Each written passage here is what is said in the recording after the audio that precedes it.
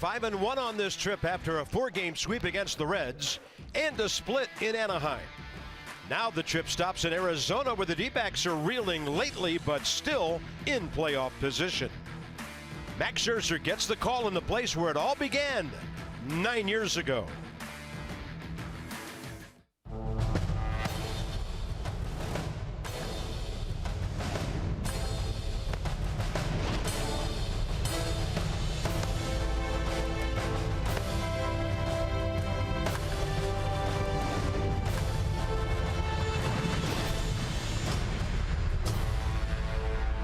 Welcome to downtown Phoenix. It's 103 degrees outside, and around here they don't consider that bad after the temperatures they've had for the last couple of weeks. Pollock and Harper, two outstanding outfielders in the National League. Nats at D-backs. Welcome to Phoenix. FP along in a moment.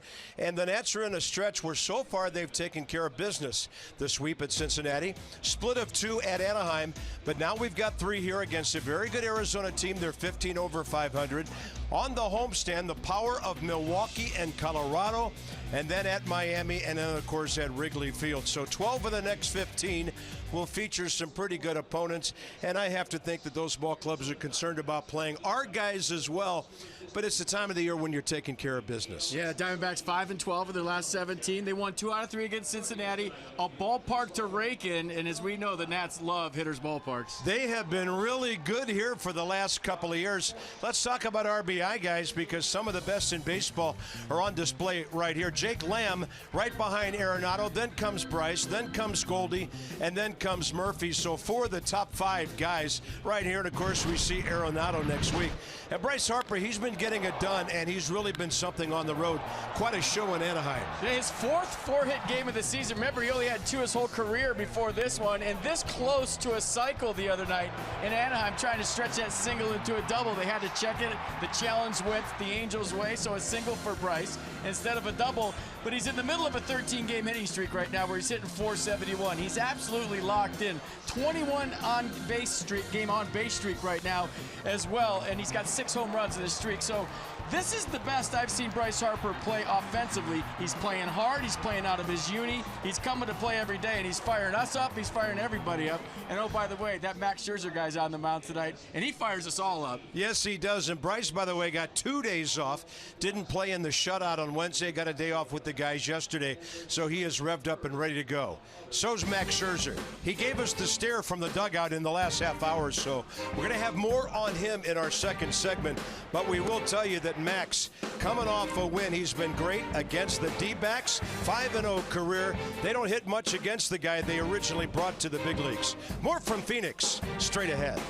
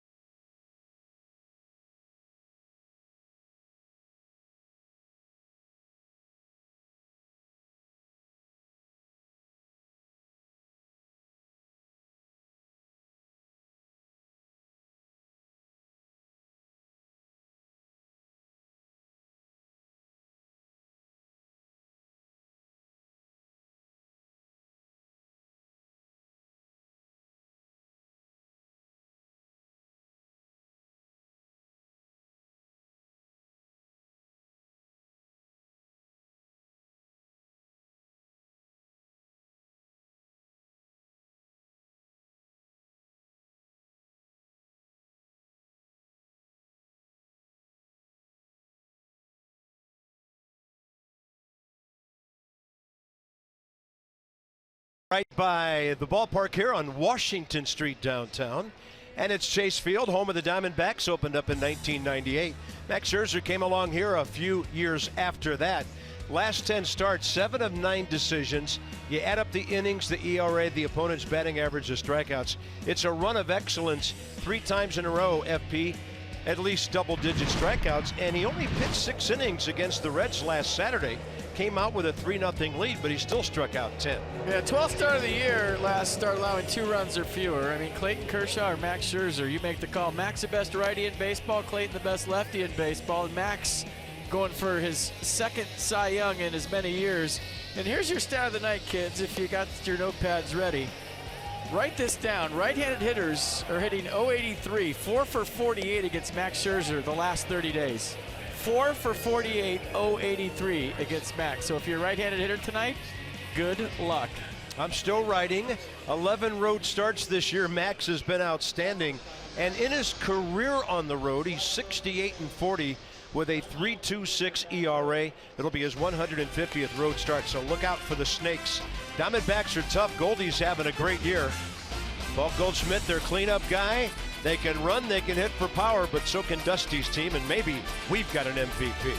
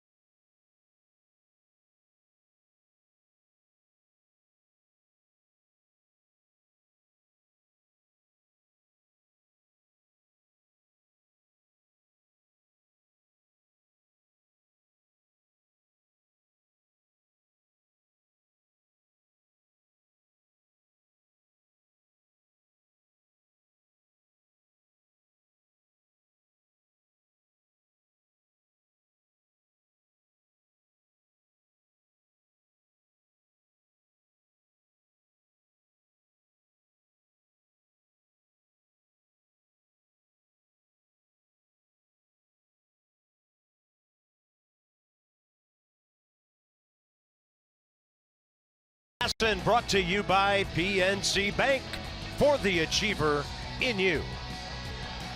Valley of the Sun indeed, sizzling in Phoenix. Roof closed, we are comfortable inside. The Nats getting ready. Hitting .278, first also in the National League in runs, second in home runs. Anthony Rendon on the road trip hitting fantastic. .526, the on-base percentage 114 points higher. 4 and 10 on the trip, and he's hit safely 12 of his last 13 games. So Ryan Rayburn up in the number 2 spot. Defoe in the number 8 hole tonight against 27-year-old Zach Godley. It'll be his 5th career game against the Nats, his 3rd start. 2-1 with a .220 against our ball club. Yeah, this guy's not afraid. He comes right after you. Fastball 92, lots of sink to it. Cutter curveball change to go with it. Last start on the 13th, 7-1 loss at Atlanta. Gave up 7 runs on 8 hits over 6 innings. Gave those up early, really settled into that game nicely. You see opponents are hitting just 199 off Godley, and they're hitting 132 off his curveball this year. There's a defense for the Diamondbacks behind Zach tonight. Descalso, Pollock, Peralta the outfield. Marte, Lamb left side. Drury, Goldschmidt right side. And Jeff Mathis doing the catching. Yeah, the defensive specialist Mathis also swinging a great bat for the D-backs. Over .310 the last couple of weeks. Here we go, Chase Field. The Diamondbacks at home are 33-15. Outstanding record. The Nats 31-18 on the 5-1 trip. We're underway with a bunt attempt at 9:40 Eastern time.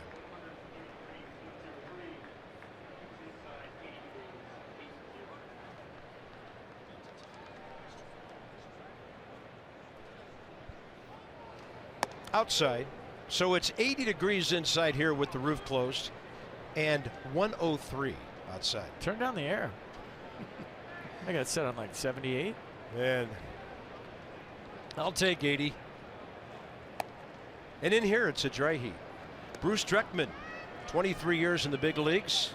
Crew chiefing tonight. Lance Barrett, 8 years at first. Bill Welke, 19 years, second base.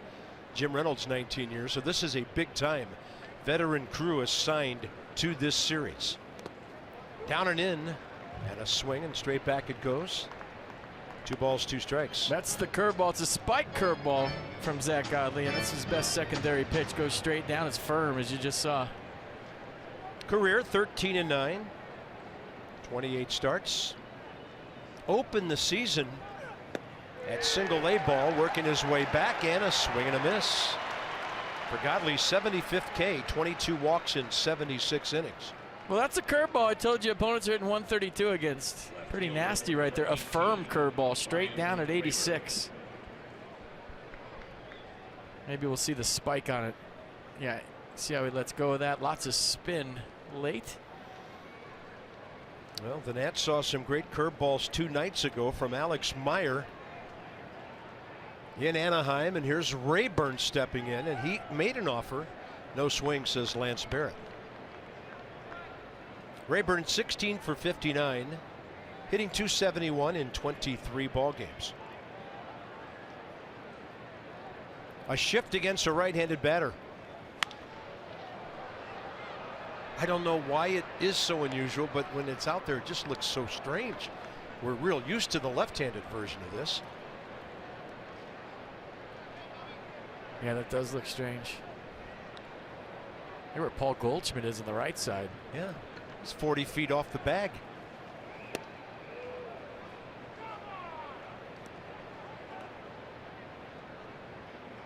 Let's leave a camera on Paul Goldschmidt and watch him scramble to the base on a ground ball. I mean, that's a long way to run to cover first. Look how far he's got to go, way over there. If he gets a throw from the left side, he's running away from those guys. That was a good arrow by the way. 2-2. Arizona pitching staff solid this year. 3.48 ERA. That's a second best in the National League to the Dodgers 3.10.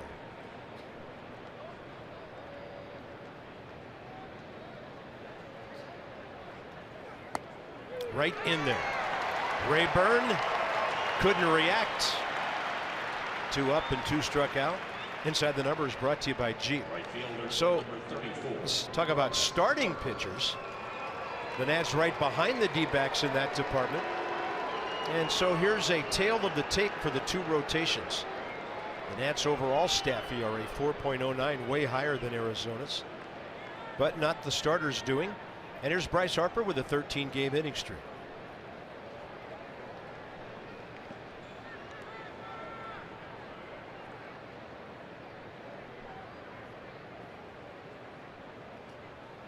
I'm trying to think what Diamondbacks fans would have reason to boo Bryce Harper. I don't know. Tied for second in the league in hitting with Daniel Murphy at 337.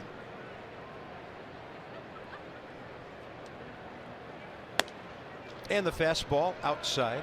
94. It's 2-0. Bryce 2 for 6 career against Godley. You might see a lot of pitching around Bryce until Zim locks in again. He's close too. 11 for 21 on the trip. I mean, if I'm Torey Lovullo, I'm not letting Bryce Harper beat me in this series. And if Ryan Zimmerman locks back in, which, like I said, he's getting close, then fine. He's got to show me that first before I let Bryce Harper do damage.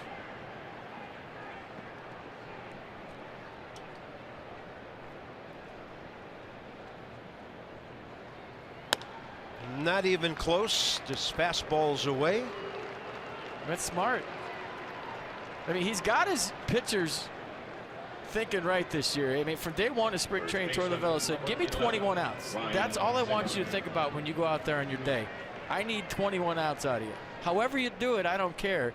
And these guys in the past, guys like Patrick Corbin that have been here before, they've been conditioned to, in the 5th inning, start to look over their shoulder because, you know, that's what I'm used to. That's what I've been trained to do. But Torey wants them to fight through that 5th inning, give them 6 and 7, and just think about that only, 21 outs.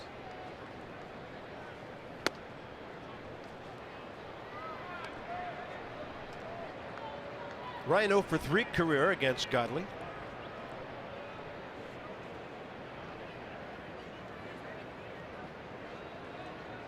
Coming off a 1 for 7 2 days in Anaheim with an RBI. And now he's missed on 6 in a row.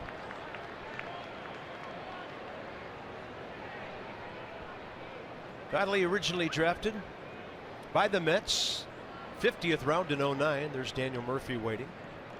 Didn't sign, went to Tennessee. Cubs got him in the 10th round. Traded over here 2014 in the Miguel Montero deal.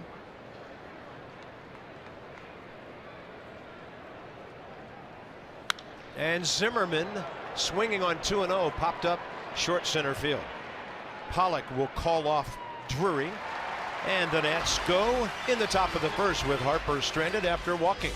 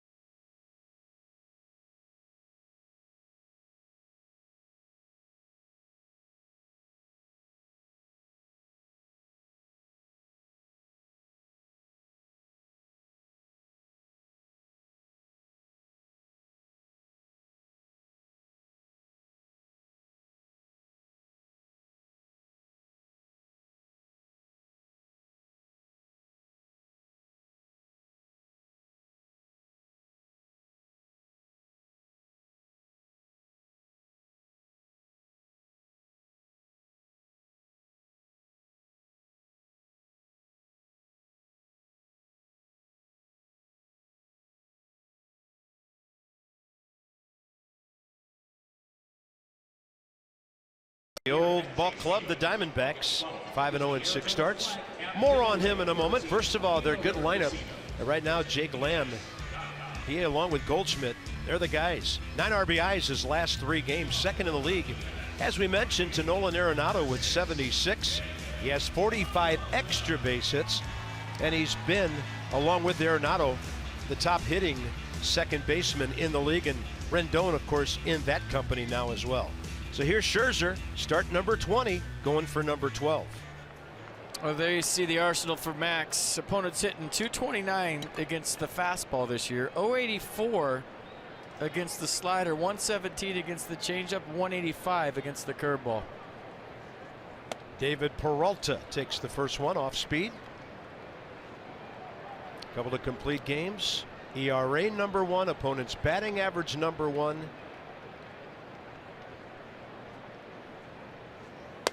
And that fastball up and away. Peralta 7 for his last 11. Diamondbacks followed the Nationals into Cincinnati and raked the Reds over the coals for a couple of games in that series. That one's to the outside edge. So they're 5th in the league in batting average.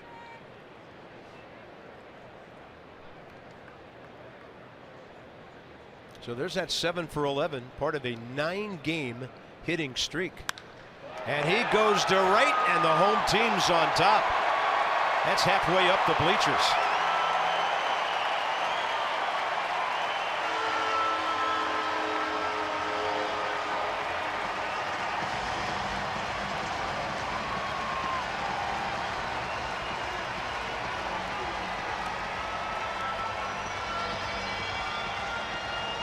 No, this is the no-doubter to start this one up. 4th pitch of the game for Max Scherzer. Fastball middle in, and Peralta all over it. No-doubter. He stood there and watched it too, and that was a far one. 419 feet to right field. 1-0 Diamondbacks. Peralta's 10th of the year. A.J. Pollock now, and he's 4 for his last 9. Peralta, by the way, against Scherzer. First career RBI and homer, obviously. 1 for 9. That one away. Max has given up his 14th homer of the year.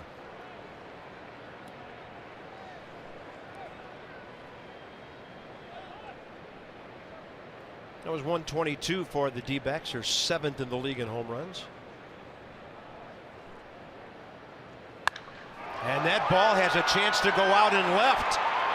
It bangs right out of here.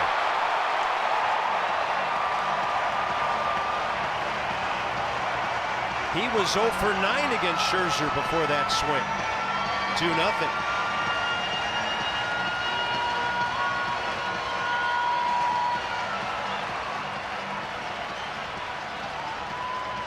Well, I don't know if this is official or not, but since Max has been here, I don't think I've ever put home run to start a game on my scorecard before. It's usually KK, so that's how this one starts tonight. 2 home runs by the Diamondbacks back-to-back to make it 2-0.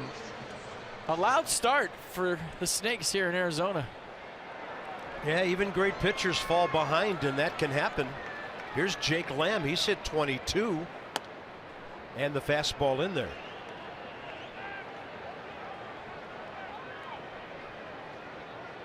But he's a veteran. He knows if that's all I give up tonight, so what? I'm going to win. I mean, you have to have that feeling, right, with your offense? Sure. Solo home runs are not going to beat Max Scherzer.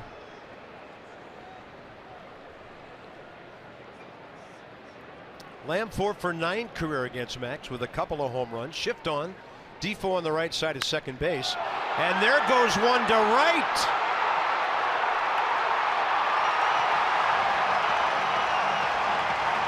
Unless there's like 7 of them.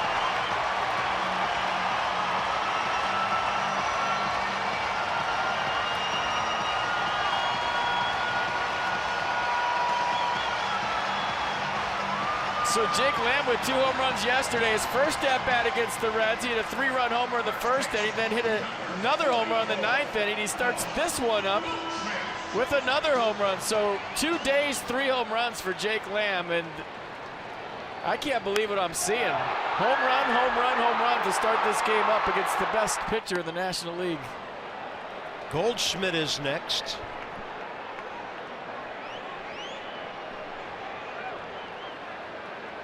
A lot of these folks came for fireworks after the game. Gets up the middle, a base hit. That's Goldschmidt's first career hit against Max Scherzer. He was 0 for 12. It's a good trip by Mike Maddox. Hey, let's reset. 3-0. We're in a hitter's ballpark, basically like Coors Field. A lot of runs in this place. Didn't start the way you pictured it a couple of minutes ago in the bullpen. So what? Reset, regroup, deep breath, start over right now. Now batting, left field, number 3, Daniel Descalso.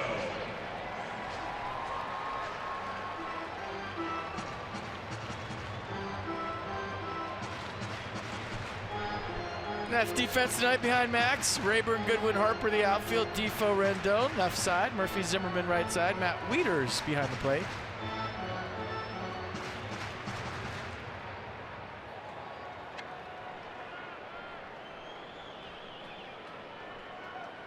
Descalso hitting .246.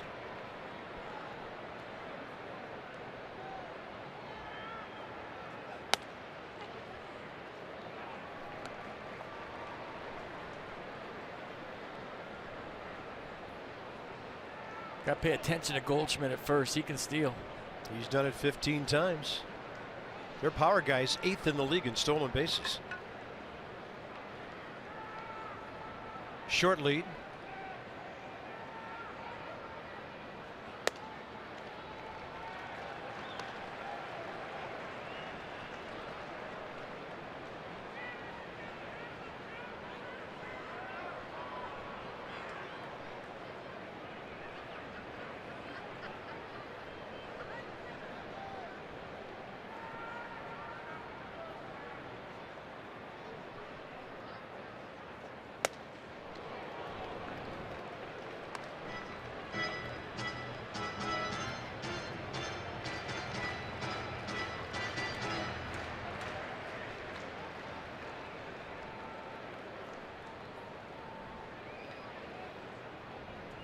Craziest thing we've seen since Monday, May 8th, when the Orioles hit 3 against Gio in the first inning at Camden Yards. Not back to back to back, but that was a big frame.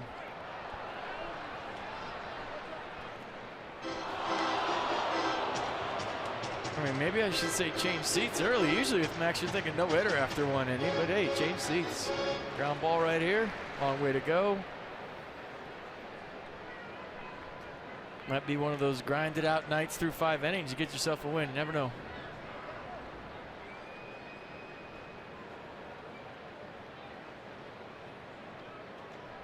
Two.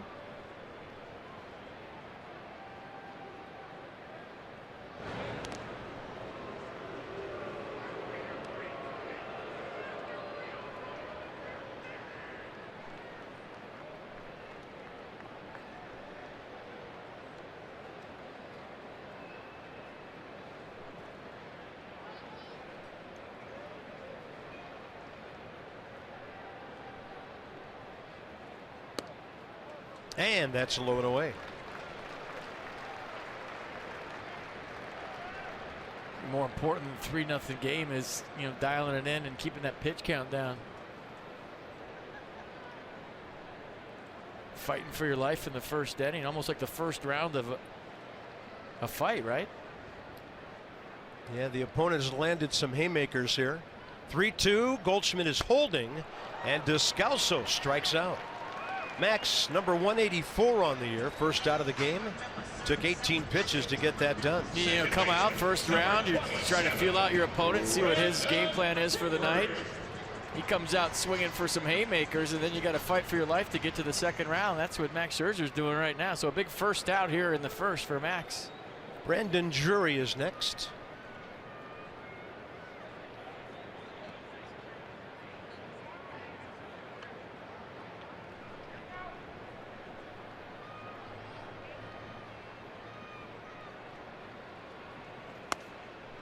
Good bite, late dive on that slider.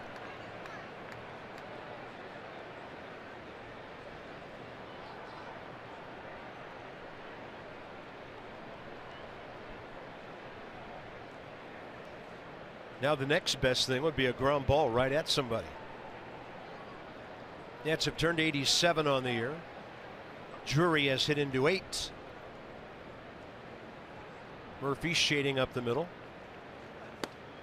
And low in the zone with the fastball. 0-2. We're pitching down there for that ground ball you're talking about. Bottom of the zone, got the call.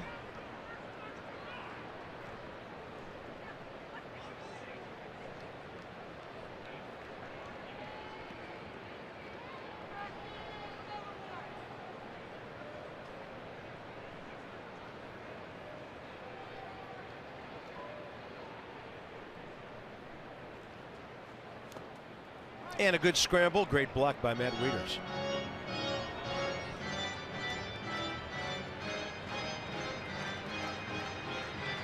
Keeping the double play in order. Little spike slider right there. Got the glove on it. Kept it close. Check the runner. Find the baseball.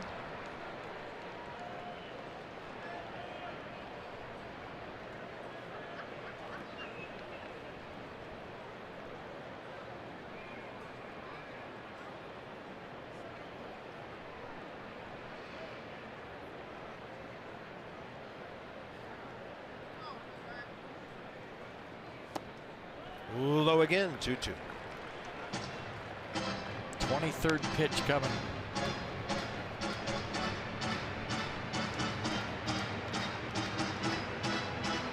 Ketel Marte, the shortstop. First time we'll see him.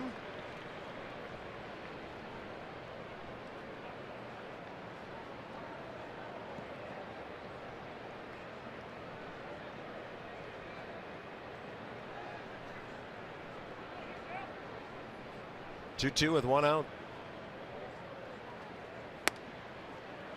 Off the plate inside.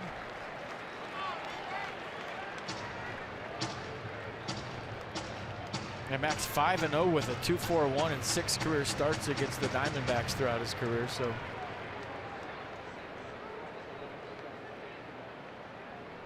giving up as many earned runs in the first inning tonight as he had in the previous first innings of 19 starts. That's crazy. That is. 3-2 with 1 out, and he walks Brandon Drury.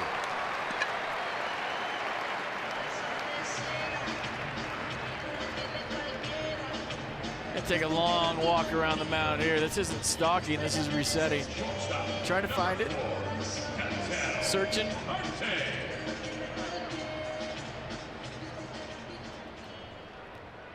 Ketel Marte is a 23-year-old switch hitting shortstop from the Dominican. So max 2 dozen pitches right now. Off to a 7 for 32 start in 16 games. 267 in parts of 2 years with Seattle. Part of the trade that brought T1 Walker over here for Gene Segura and 2 others with the M's. And Scherzer gets ahead.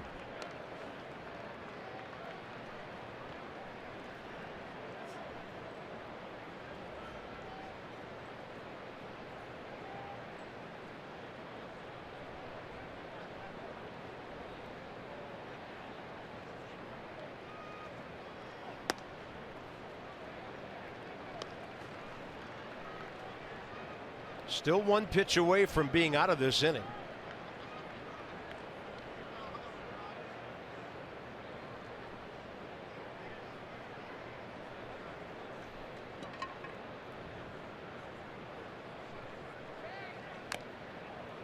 You know, I'm bearing down right now, looking at mechanics, arm angle, delivery, seeing if anything's different. It isn't. They just hit 3 home runs in hitter's ballpark. He left a couple pitches out over the plate. Now all of a sudden you get into that defensive mode where you're scrambling, almost like a 2-strike approach as a hitter, where you're spread out, choked up, just trying to get in the dugout, get some water, take a deep breath and regroup, and use all those years of experience to not panic. And he's not.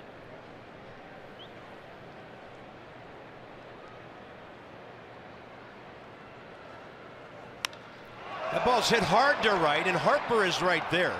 Actually died a bit when it got out there. So Bryce gloves it, 2 down. The number 8 hitter. And I talked earlier about Jeff Mathis, who's a 197 career hitter.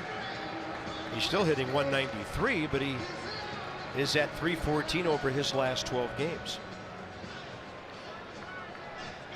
July's not been great for the D-backs.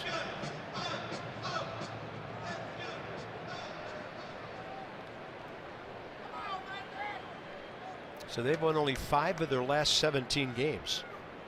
Rockies have scuffled, and the Dodgers have just disappeared over the horizon. First pitch. Excellent on the slider.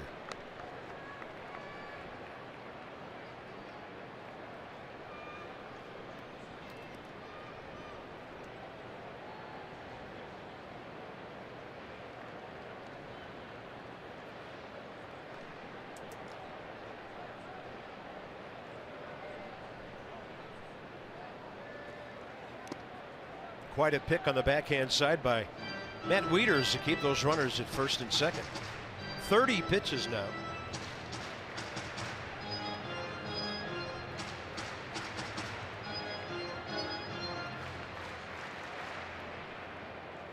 He started with his hands higher out of the stretch recently. Dan did a report on the adjustment he made to try to get that downhill feel on all of his pitches.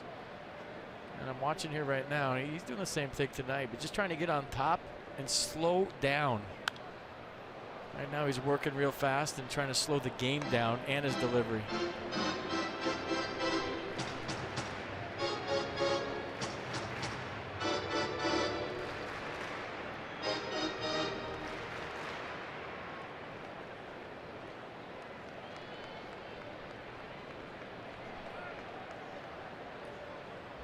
Goldschmidt and Drury aboard, second and first with 2 down.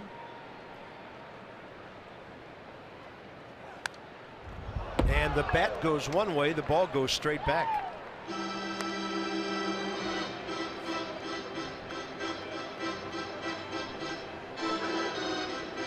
More pine tar on there. It's a dry heat here, so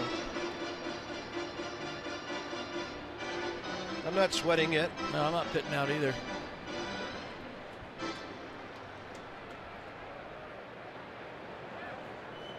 We'll all be cool, calm, and collected if Max gets out of this inning and keeps it at 3. 1-2 with 2 down. He started with the body, but the bat didn't go with him. And a pretty good check by Jeff Mathis. Pretty close, right? Nah, wrong. Pitcher on deck, no need to throw anything fat here. Try to make it look like a strike and get him to chase.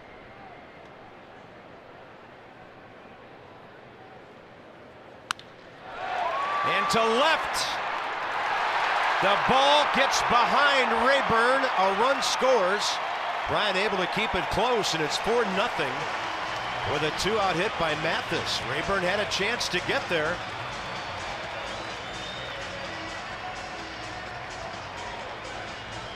It looked like Ryan Rayburn was shocked that the ball stayed in the air longer than he thought, because he had a beat on this from where we're sitting. Obviously a lot easier up here.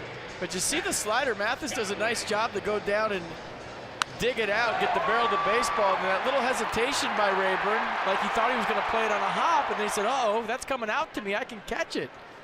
Last second, doesn't get there, does the belly flop, and a base hit for Jeff Mathis. And like I said, carved 4 runs for the Diamondbacks in the first. Who saw that coming? Here's Zach Godley, who's 2 for 23 this year with a couple of RBIs. He's a 100 career hitter, 5 for 50. Well, you've got to end the inning here.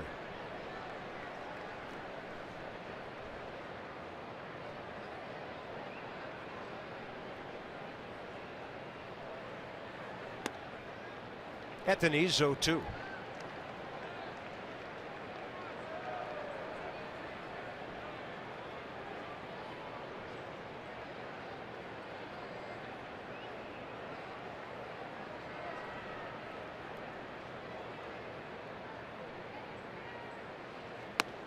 Inning over. A long inning is on 37 pitches. Diamondbacks go back to back to back for the first time in their history, and the Nats had never had that happen to them. Here comes Murphy.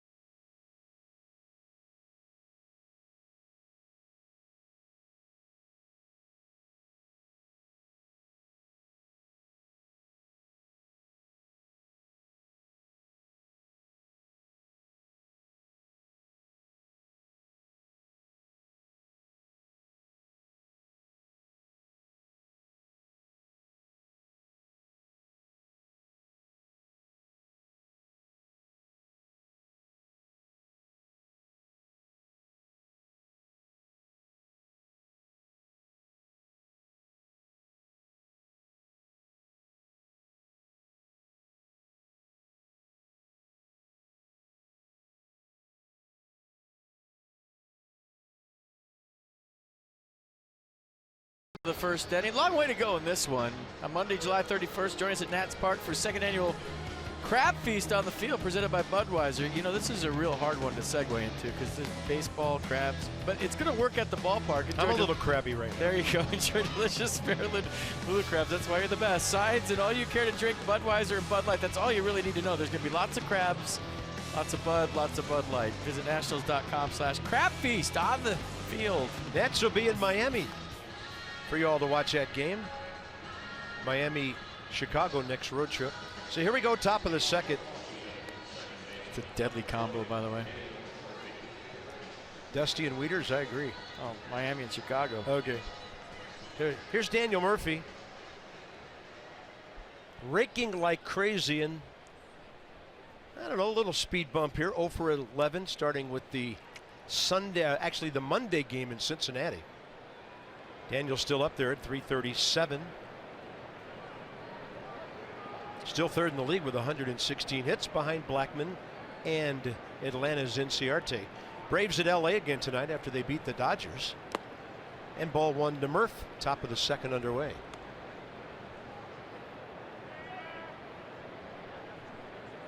Daniel 1 for 2 career with a walk against Godley with a home run. Shift on. Fastball tailing away 2-0. Well, Godley established that curveball in the first inning. If you're an Nats hitter, you're thinking, I want to get on his fastball and not let him get to that out pitch. Yeah, it's kind of funny. He hasn't thrown the fastball for strikes much here. That's 20 pitches with 7 strikes. He kind of falling toward the first base side, and his fingers are inside the baseball. It's just running all over the place away to lefties. Yeah, so 13 misses on his first 20. And Murphy taking all the way. Nats need base runners, even though it's early.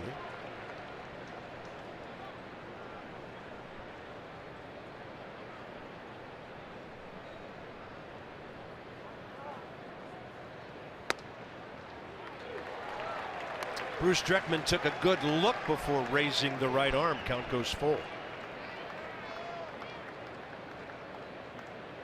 Close, good frame by Mathis, gets the borderline call, and then Murph has a little chat with Bruce Dreckman.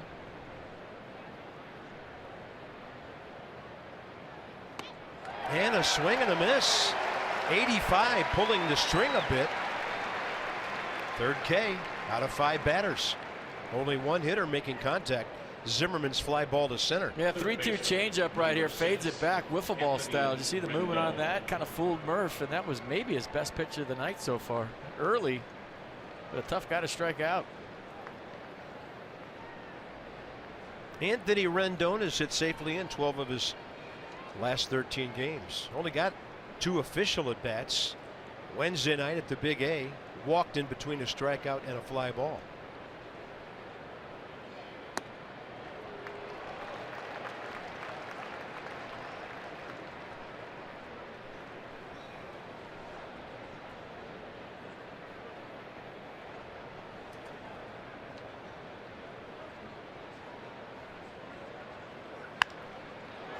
And fouled right off the screen in front of the Nationals dugout.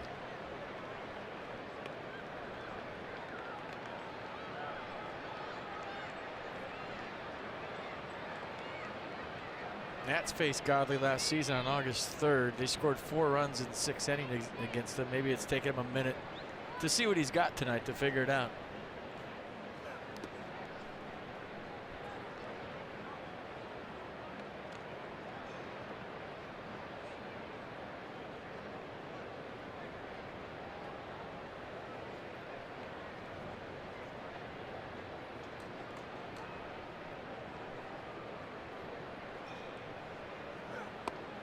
Low and away, good take, 2-2. Diamondbacks are at the top of the wild card race right now with Colorado. The way things are shaping up in the East and the Central, looks like the wild cards would come out of this division out here. And Rendon on a 2-2 pitch, fly ball approaching the corner. David Peralta for the second out.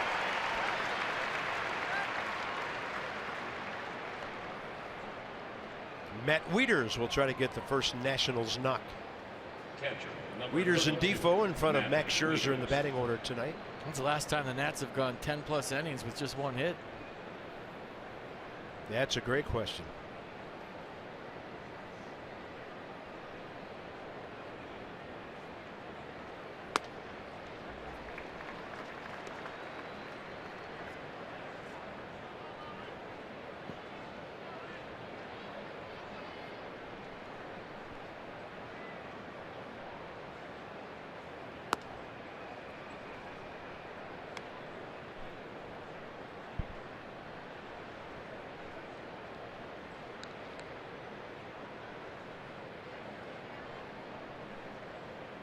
One pitch.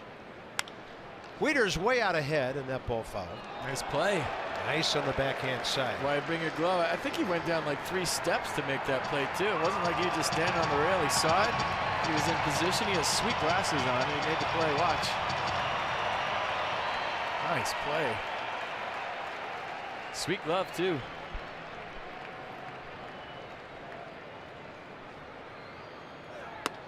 Right down the middle. 4 Ks for Godley in 2 innings. Who are these guys? Alex Meyer and Zach Godley. Long way to go.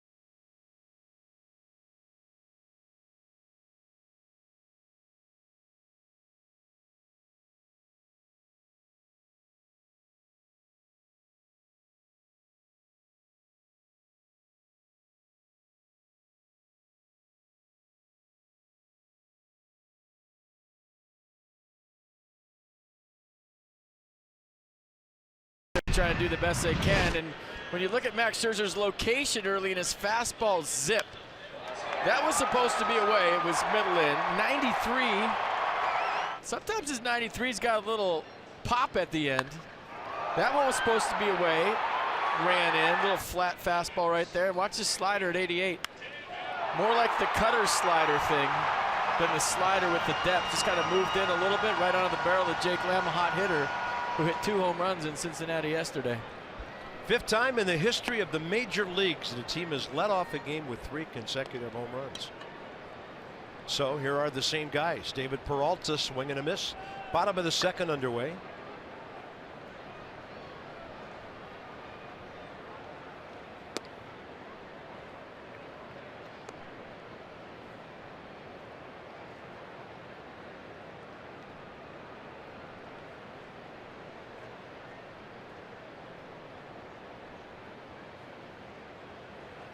Fifth time ever. I mean, we're used to seeing history when Max pitches, not that guy. Yeah. Like I said, if he finds a way and figures this out and ends this way better than it started, I think as a player, sometimes you can hang your hat on the games that don't go well early, that you're strong enough mentally to turn around. You know, the 0 for 3 with 3 strikeouts, and you get a base hit to win it in your last at-bat. You know, Max Scherzer's first inning tonight. That's when you use all your experience and the intangibles that we all love so much about him. 2-2 here. Staying away. And Peralta not biting on a couple offerings there.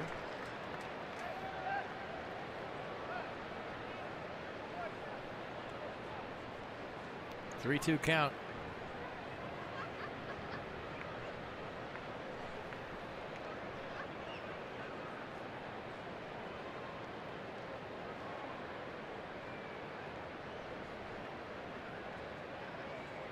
And Scherzer brings it back to the outside edge. Peralta knew it, seemingly walking away before Bruce Dreckman finished his strikeout call. What's up? Look at the pitch cast. Nothing in the zone, and then what does he do? He flips a 3-2 curveball, and there locks him up. Not the nastiest curveball ever, but Peralta not looking for it, so finding a way.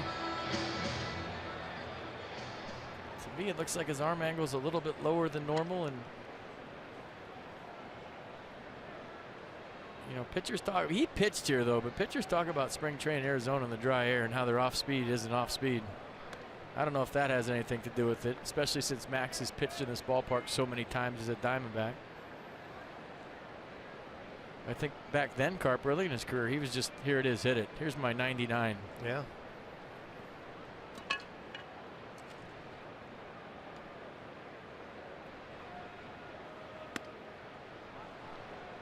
And getting ahead again.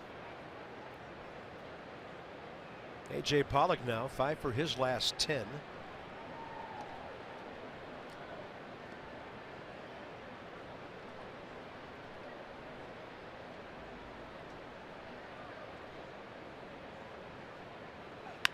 Goes the other way. That's a big time hitting job against a good pitcher right there. Harper retrieves in the corner. 6 total bases for A.J. Pollock already. All right, Dan, what do you got to get this thing turned around? Well, I don't know if I can do that, Bob, but just an observation, you know, pretty abnormal first inning for Max Scherzer. We're not used to seeing him get hit that hard, but everything was pretty standard when he came into the dugout between innings. Grabbed himself some water, had a quick, calm-looking conversation with Mike Maddox and Matt Wieters, then walked his way down the tunnel to get some air and kind of cool down a little bit. So, you know, a rough start for Max, but kind of trying to turn the page quickly, got right back out there, attacked the ball off the mound, and he's ready to go. So not really anything abnormal viewing Max in between innings. Here's Jake Lamb. Thank you, Dan. Fastball up with some run on it. Inside edge for a strike.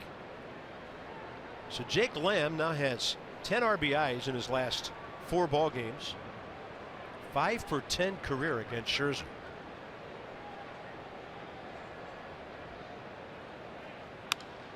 He's going to drop one into right center, and it's going to be 5-0. That thing rolls all the way to the track, and the Diamondbacks are at it again here in the second.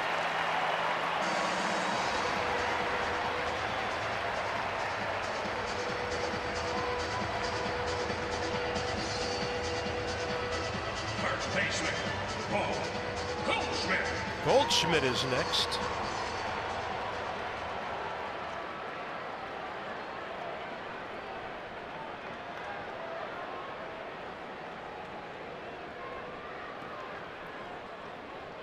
You know Max doesn't want to come out of this thing, but if you're Dusty Baker, do you ask yourself the question, you know, this is my horse, this is my ace. He's given me a lot this year. He's thrown a lot of pitches when you look at his outings.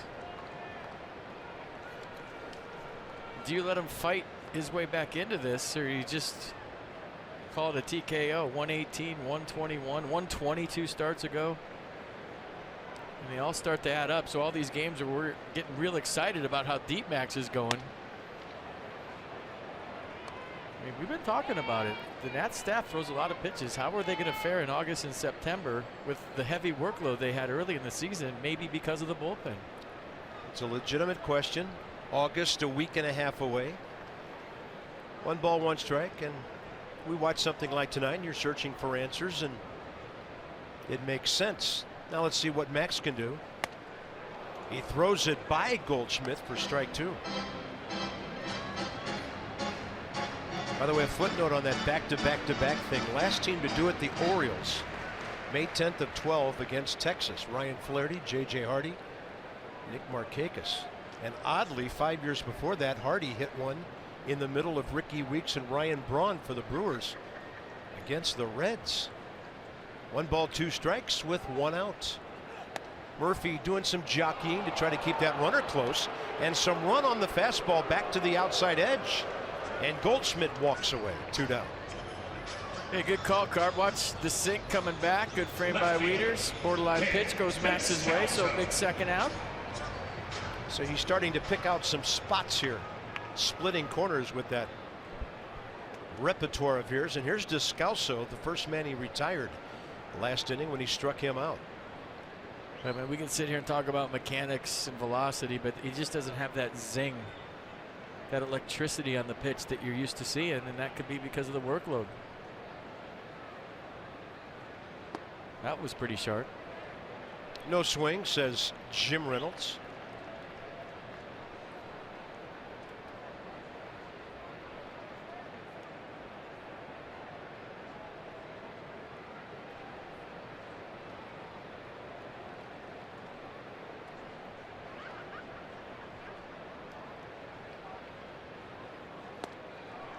That's 86 diving on the left-handed batter.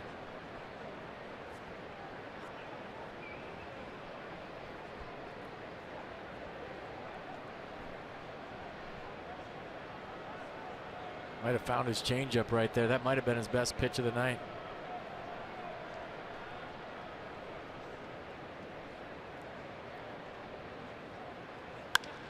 Descalso drives one to the gap in left center, covering the ground, Ryan Rayburn.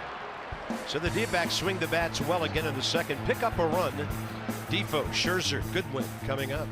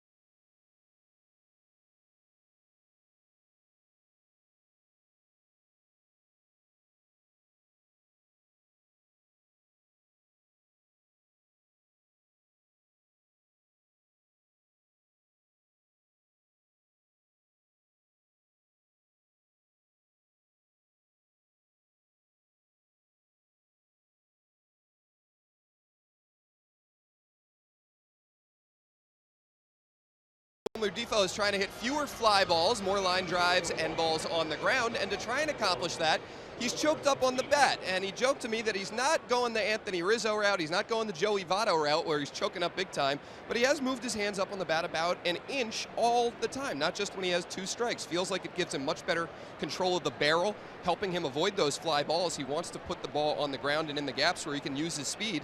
And so, guys, to help accomplish that, he's shortening up on the bat. When you're talking cars, you're talking Coons. Thanks, Dan, with a Coons.com sideline report.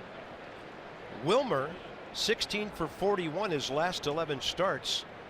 That's a .390 batting average. It has him up to 248. Check swing. Now it's time to shorten up and put that thing in play. That last swing was pretty short.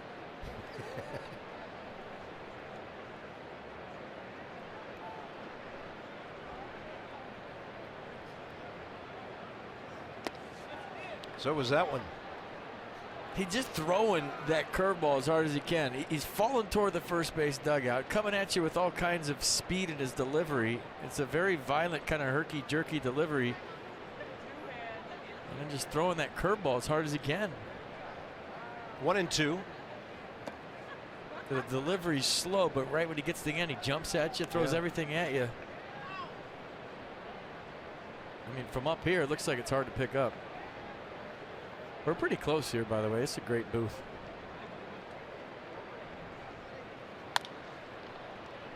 To Hopper over to Jake Lamb. The race is on and Defoe's out. All right. Join us Saturday, July 29th in celebrating our female fans on Ladies' Night at the ballpark. Take part in a pregame panel discussion on women in baseball featuring Nats female executives. Enjoy drink specials and take home a set of national wine charms. I want some of those. Plus, one lucky fan will win a trip to the MGM. Not in National Harbor in Las Vegas. Sounds good to me. Visit nationals.com/special ticket. Ladies' Night. Strike to Scherzer. Well, Max has 7 hits this year. He'd like to get something started here. 1 out, 3rd inning.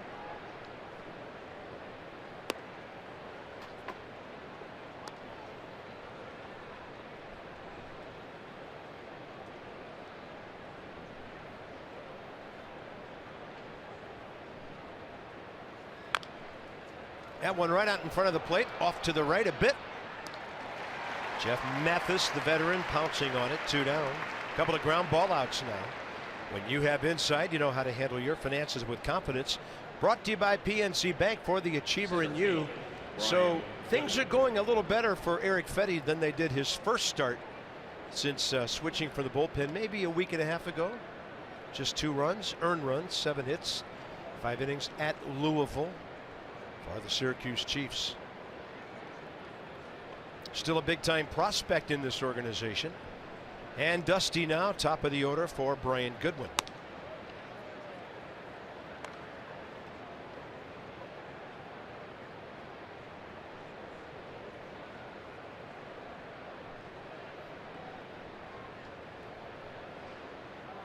I think one of these years we should just focus on one player on the minor league report, the same player every single night. Track him. Just tell you how he did. And then the Nats fans will really get to know the guy. And if he gets called up, you'll feel like he's your best friend already. Okay, well, why don't you call Mark Shalaba and his guys? I'll call Mark. We're just going to pick out one guy. Up the middle, fielded by Drury. And the D-backs with a couple of quick infield plays by Lamb and Drury, and the Nats go in order again.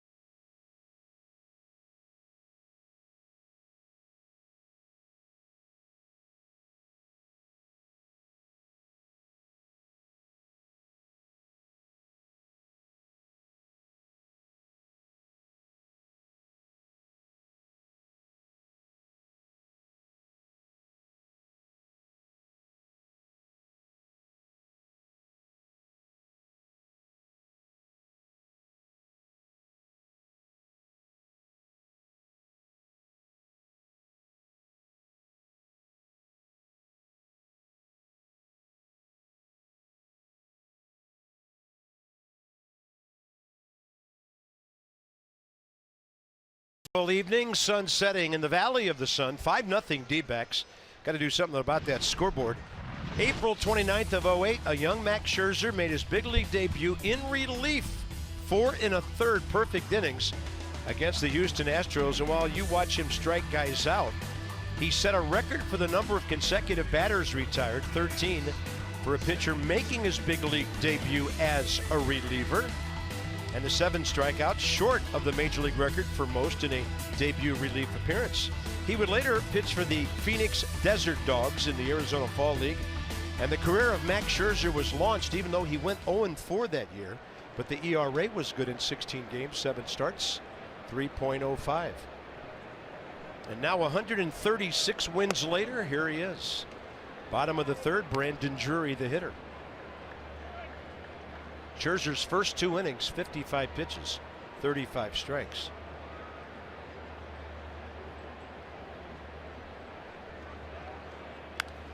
That's a breaking ball. Drury waited on it, fouled it away.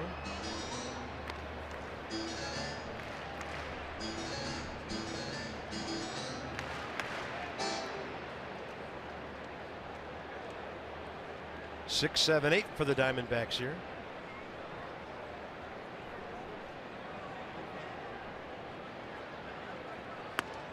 That is in there.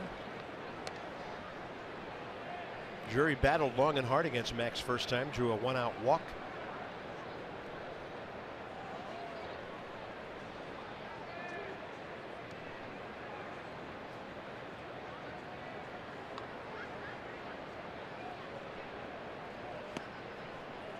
Not a bad slider, down and away. Good take.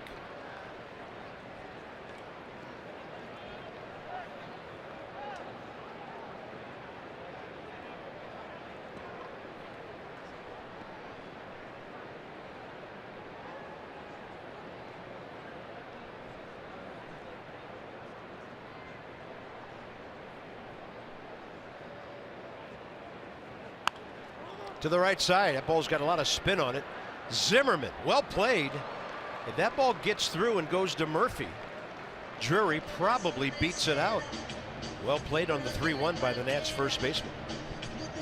Remember when he first went over there from third, this was the play that he thought was the trickiest. How far do I go towards second base to my right? But he knew where Daniel Murphy was playing right there and knew he had to range that way. Good feed to Max.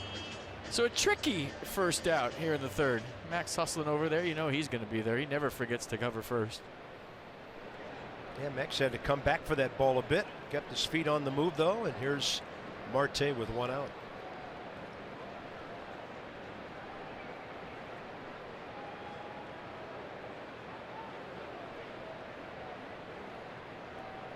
This kid was hitting .338 at AAA Reno when he got called up. And Murphy will spear the line drive, and you can see the bat that had 105 hits at that time. He was the guy with the most hits in all of minor league baseball, and Murphy takes one away. Got to get a little top spin on it, and Murph thought he had to jump higher than he needed to, so we'll look at it from high home and show you Murph with the kind of the leprechaun leap here for the ball. A lot of times the second baseman, you're thinking that ball's going to rise. It has top spin and actually comes down a little bit. Might have overjumped it, made the play. Nicely done. Jeff Mathis next. And the RBI hit first inning off the glove of Ryan Rayburn in left that gave them their fourth run. We had grass here. Did you see that behind Murph? The outfield looks brutal here. It's like they had a tractor pull or something. Yeah, they've had some sod put in all around the outfield. I'm not a groundskeeper, but I'm just saying when it's 115, it might be hard to keep grass green. Just guessing. And they have to keep the roof open during the day to get sunlight on the grass. Yeah. So that's got to be a tricky proposition here.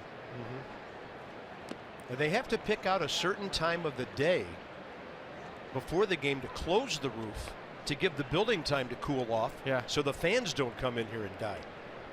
So it's a challenge for the grounds crew here. I just say when in doubt, over fertilize. That's a tip for the day. From FP the greenskeeper. Over fertilize, kids. You can't put too much and folks, on. you can always trust somebody from Old Town to tell you how to take care of your yard. I used to have a yard. And I used to take pride in it as a former player that it had to look like a baseball field. I'd cross mow it just like this, try to get it all dialed in. You know, neighbors drive by and say, hey, that guy used to play baseball. Look at his yard. Yeah, that's not good. 1-2 pitch. Swing and a miss. 87 diving. Max Scherzer, 5 in a row. Is this the turnaround? Now the offense has to do its part.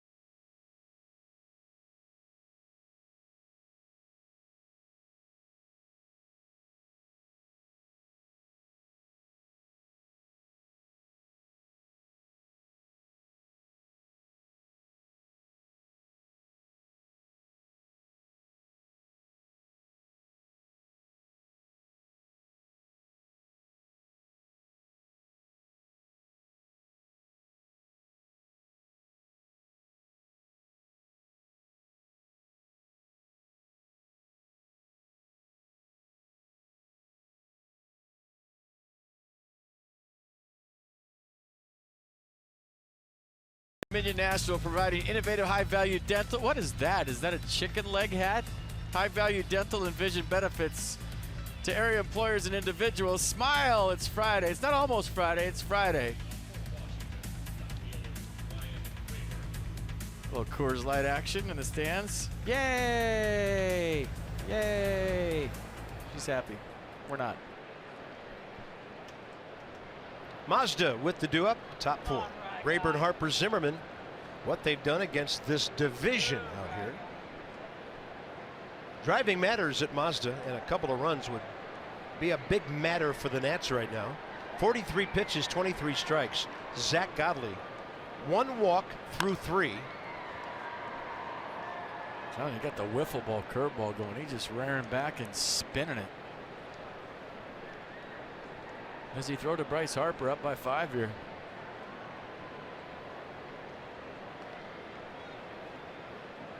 If Ryan Rayburn gets on, I'm going to say he does. I'm going to say he does either way.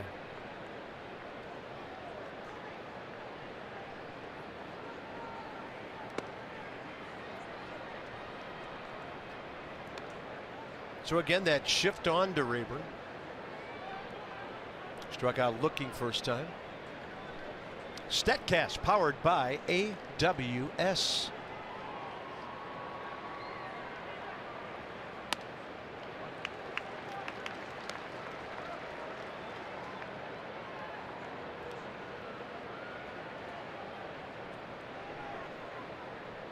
Tell you what, you and I have been coming here for 7 years together. You've been coming here longer than that. This is the biggest crowd I've seen. Yeah, they're going to do some Friday night fireworks with the roof open later. It's a big deal here. Swing and a miss. Now, nothing curvy about that. That was a 94 with sink to it. Nissan will cast it. Yeah, just falling off the mound. And then some late life, some sink on 94. That was dirty. Bryce Harper, 13-game hitting streak, walked his first time.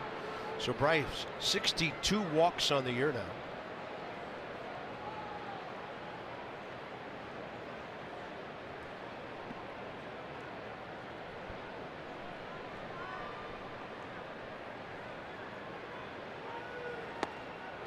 Up there hacking.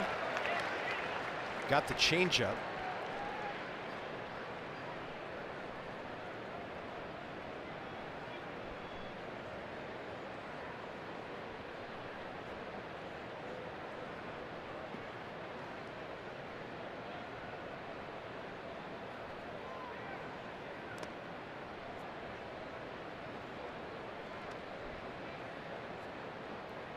Braves have a couple of early runs against the Dodgers. 2-0 third inning over in California. Zimmerman fly ball to center first time up.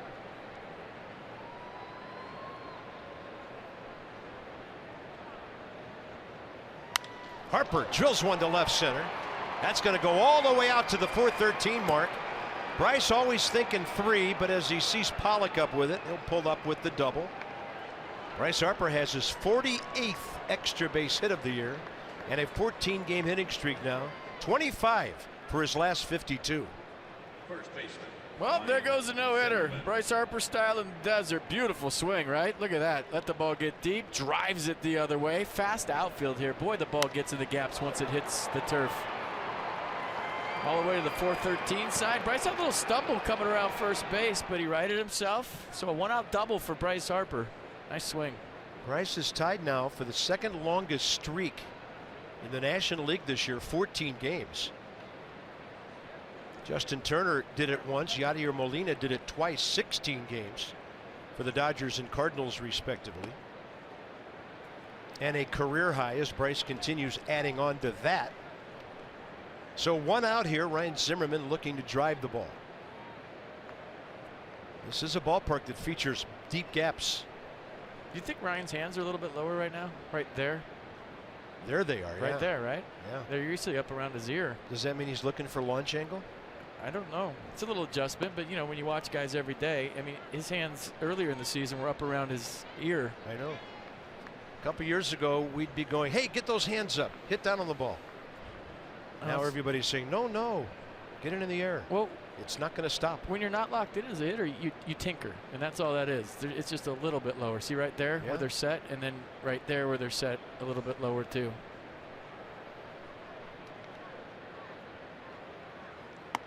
Inside edge. Ryan didn't like the call. Don't want to swing at that on 2-0. That was going to handcuff him.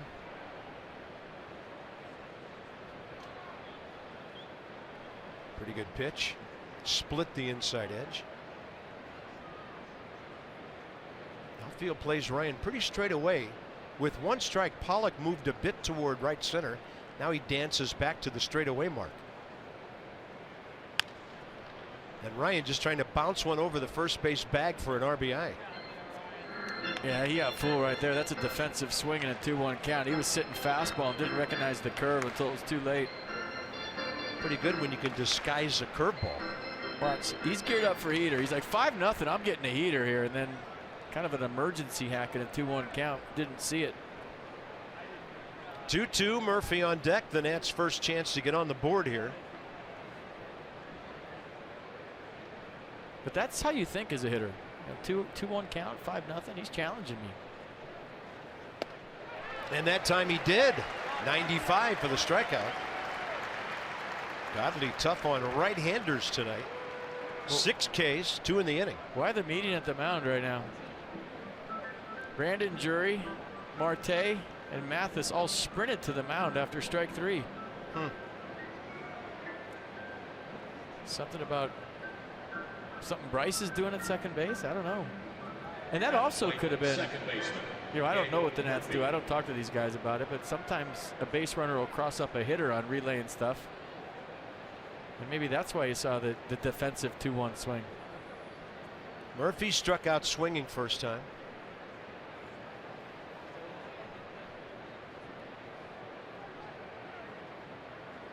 .427 with runners in scoring position. Best in the league. See a change of signs, and he had to go through them again. He forgot what they just talked about. Murphy's number, by the way, the highest in the major leagues. And he goes the other way and adds to that runners in scoring position average. He's going to get by Descalso. So the Nats have doubles in the 4th to get on the board. And Daniel Murphy with a great approach for his 72nd RBI. 31st double of the year for hits. Might have to change his middle name to Doubles this year. It's a beautiful swing. This is the Wade Boggs swing. Curveball, stay on it. Slaps it to left. I'm telling you what, it's like you're playing an AstroTurf here. When the ball hits the outfield grass, it just goes to the wall. Watch this. Man, that thing just skids right to the fence. So, you know, you got long grass out there. That might hop up soft. It just skidded to the fence. Murph will take it. Double, and that's on the board. Murphy's 49th extra base hit. Anthony Rendon trying to get the Nats a crooked number here. He's at 361 with runners in scoring position. That's how Murphy needed to get out of that offer. Was a clutch situation, delivering with 2 outs.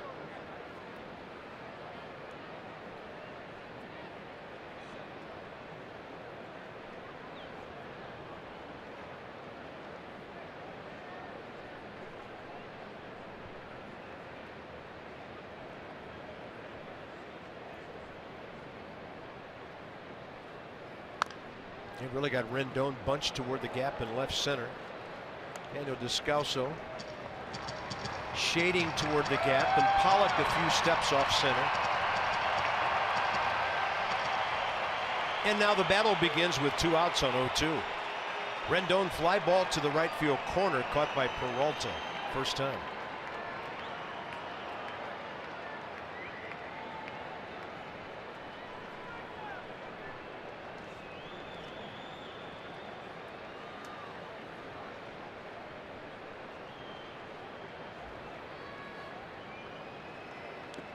Swing and a miss on a pitch down and away.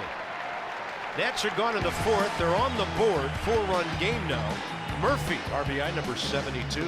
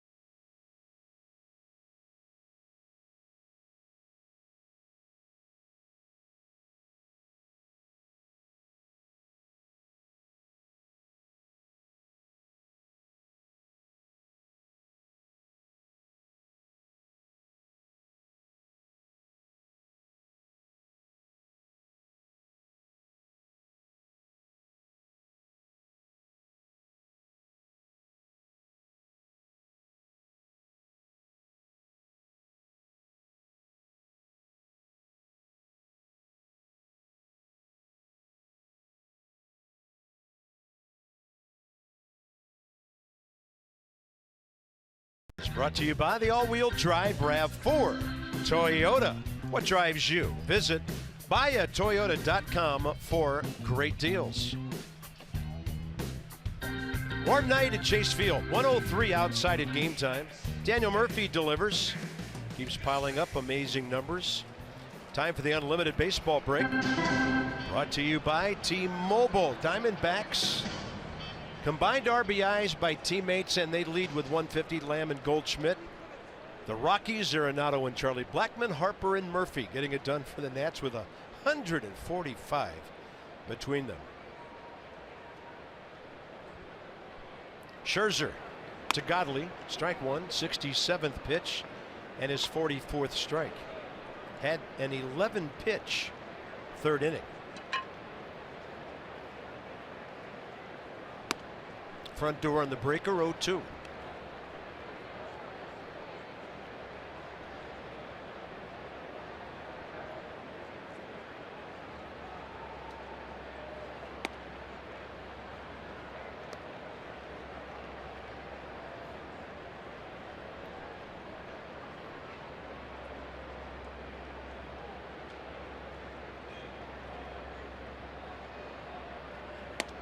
Quick work of the first hitter, as he would hope. Strikeout number 6. Inside the numbers, presented by G. So Max, throughout his career, 3.86 the ERA with the 240 Ks. Then he goes to the Tigers. ERA goes down 0.3 of a run or more. Over 1,000 strikeouts. And then to the Nats, where the ERA takes a quantum dip down to 2.68. And he'll be a 1,000 strikeout guy with the Nationals fairly soon. Top of the order, Peralta.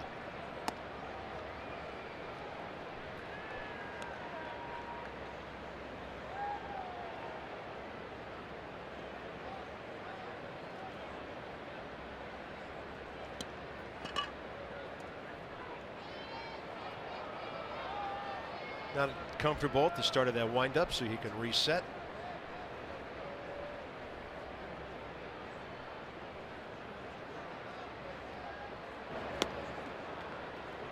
Curveball, 78, ends up almost in the dirt.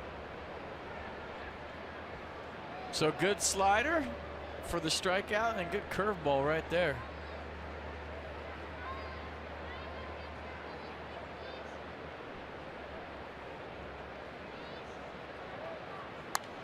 Out of play.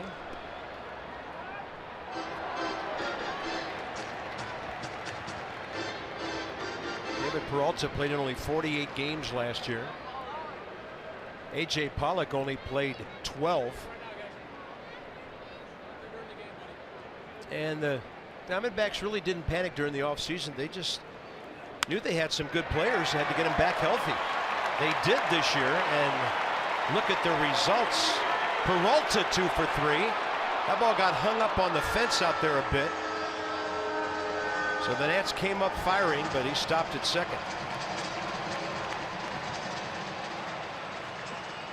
Boy, I thought up by 4 runs, David Peralta would try for a triple here, especially since there's one out. Ball down the corner, kind of nestles in there a little bit.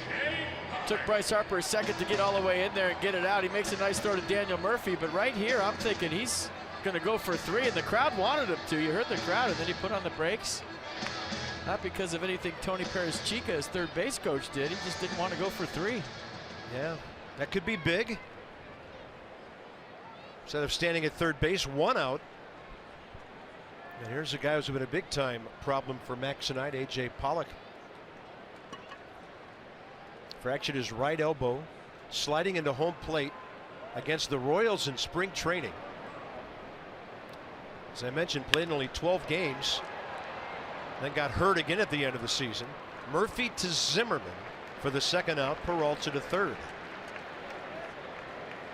All right, come fly away with the Nats on Fedora giveaway night. That's presented by Delta Airlines. The first 25,000 fans to enter the ballpark on Wednesday, July 26, receive a fashionable, Bob. I've seen it. It's blue. It's cool. Nationals branded hat. Visit nationals.com/tickets. I remember when. That's not it. Come on, guys. Tighten it up. That is not fashionable in any way. It's cool. Yeah. It's not fashionable. That'd be good if we're going cod fishing or something. Yeah, because That's a cod fishing hat, everybody. Guy from New England lives in Arizona now. I went into a hat store the other day and I said, "Hey, do you guys have cod fishing hats?" Do you remember when the Don't ruin my line. It was funny. Come on. Sorry. Do you remember when the airlines used to give you the wings? Yeah. Now they give you fedoras.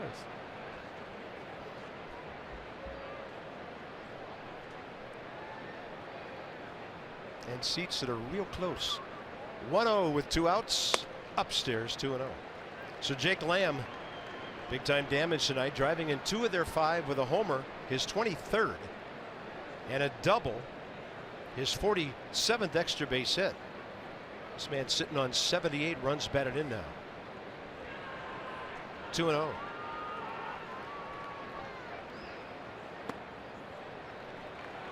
Pitch around.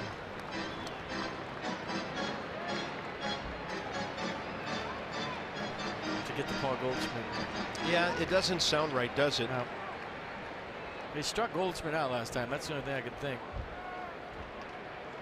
So they're not even going to throw ball 4. Yeah. Paul Goldschmidt is one of the great players in baseball, especially at the top of the guys in the National League. In his career against the Nats, this is his 35th game. And I'll just tell you, I'm not going to give you the numbers until the at-bat's over, but he's never really done a ton of damage against the Nationals. So that goes down as an intentional walk. Scherzer's second pass of the night. Inside a little bit.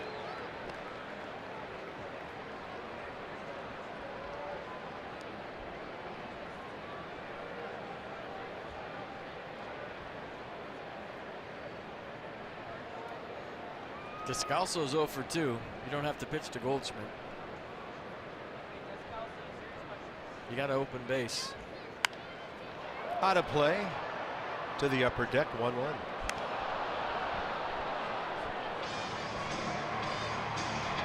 Eight o'clock at Chase Field in downtown Phoenix. Opened in '98 as the Bank One ballpark.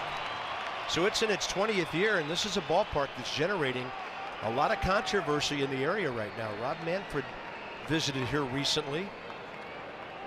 Not happy with the state of the ballpark. More on that later. 1-1 with 2 strikes. Right now it's a game situation for Scherzer. On the outside edge. Perfect pitch. 1-2. You're just teasing everybody right now with stats on Goldschmidt, state of the ballpark.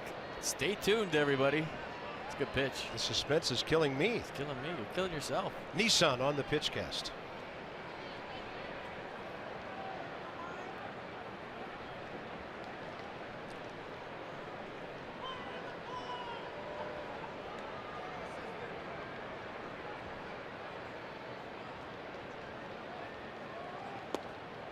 Two. Try with the changeup down the way. I think you can blow him up in with a good heater here with some run on it if you want.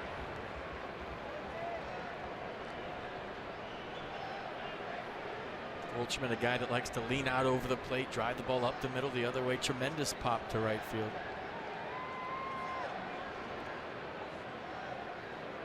Two with 2 outs and 2 aboard. Outside. Still do not have to give in here if you're Max Scherzer. 3-2, 2 outs. A perennial all-star in the batter's box and a guy that doesn't play every day on deck. And Descalso can hit, but he's not Paul Goldschmidt.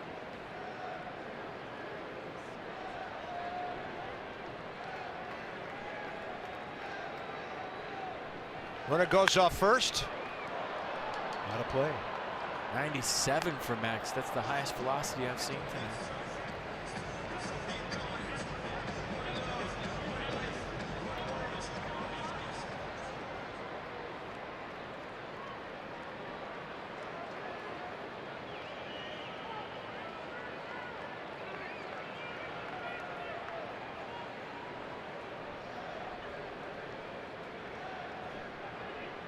3-2 again. Bouncing ball, Rendon. Over the years, Paul Goldschmidt has just 2 homers against the Nats and hitting under 300. So our pitching has done pretty well against him.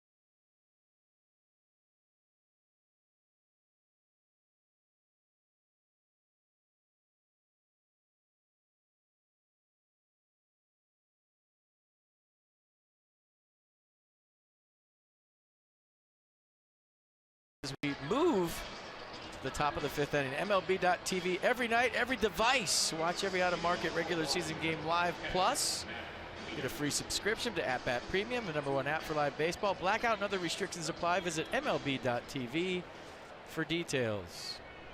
Diamondbacks just made a dramatic announcement that that's not Bruce Streckman behind the plate. That's Brian Knight, 17-year veteran. So we're thankful that about an hour and a half into the game that was figured out. We wanted to pass that along to you. All apologies to Brian's family and friends, and for that matter, those of Bruce Streckman. Brian Knight, a good solid umpire. So Bill Welke out at second base is the crew chief. There he is. And Enrico Palazzo is at first today. Could be. He just came from Anaheim. Yep. And OJ's loose.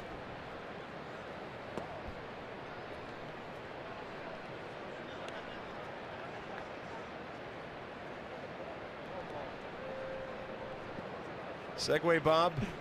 Nowhere to go from there. Yeah, way to run me right into the wall. 1-1 to Matt Wieters. Hey, it's reporting. That pitch is scorched fair into the right field corner. So the Nats have 3 hits tonight, all doubles. And it's happened in the span of the last 5 batters. So second time around the order, some things are happening here. I'll tell you, 4-run deficit with this ball club in this park is anything but impossible. So nice swing by Matt Wieters, staying on that pitch. Stayed up just long enough for him to drill it down the corner. Leadoff double here in the 5th, and dare I say game on? Why not?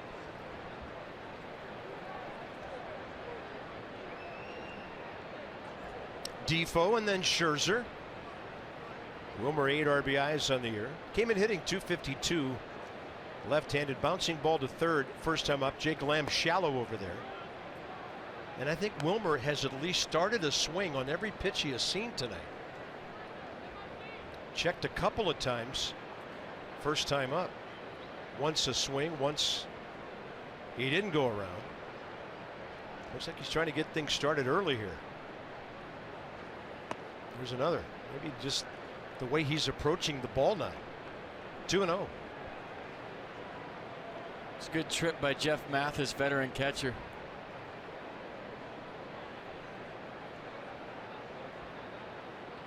Leadoff double, 2-0 count. Brandon Drury in to make sure they're not changing signs. Catcher on second. Paranoia ensuing everywhere for the Diamondbacks.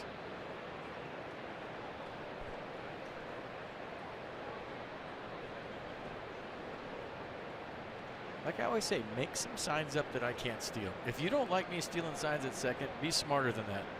Figure out a sequence that nobody can get. Makes a lot of sense.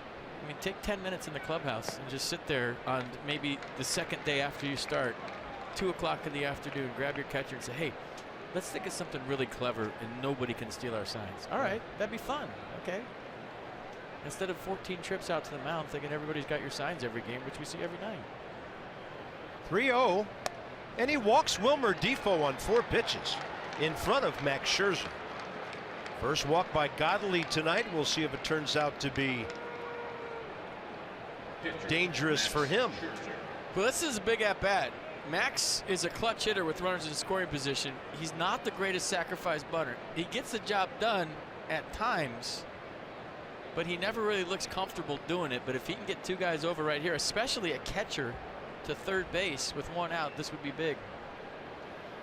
Scherzer 4 sacrifice bunts this year, so more hits than bunts. And Goldschmidt way onto the grass already. Yeah, 4 for 7 with runners in scoring position too is Max. Jake Lamb 1 step onto the grass at third, and Max is going to bounce it, and it's going to go straight back.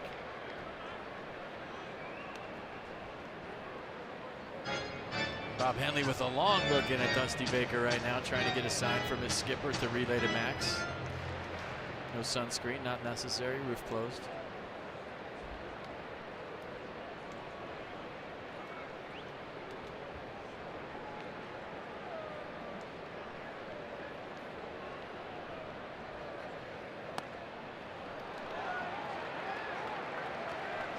Oh-2. This is what I mean by not real comfortable. Max doesn't slide his right hand up the bat very far. No, that's the moneymaker. That's why he doesn't want to get it hurt, so he keeps it down, which doesn't allow for bat control to get a bunt down. See where it is? Usually it should be up by the sweet spot on the bat. Look at that. Perfect bunt. And the runners move up. But just like Max, he gets the job done. He finds a way. Amazing how pitchers do that. They look bad on 2 pitches and then lay down the best bunt you've seen in a week. Well, did you see that? He went a couple high fives and then ripped a Yui and then got everybody else. I think somebody picked him up with the high five. Mike Maddox actually went down the line and picked everybody up. But a nice bunt by Max to get the runners over. That was big. Stage is set for the Nats to get back to within 3 and maybe 2 here. Brian Goodwin.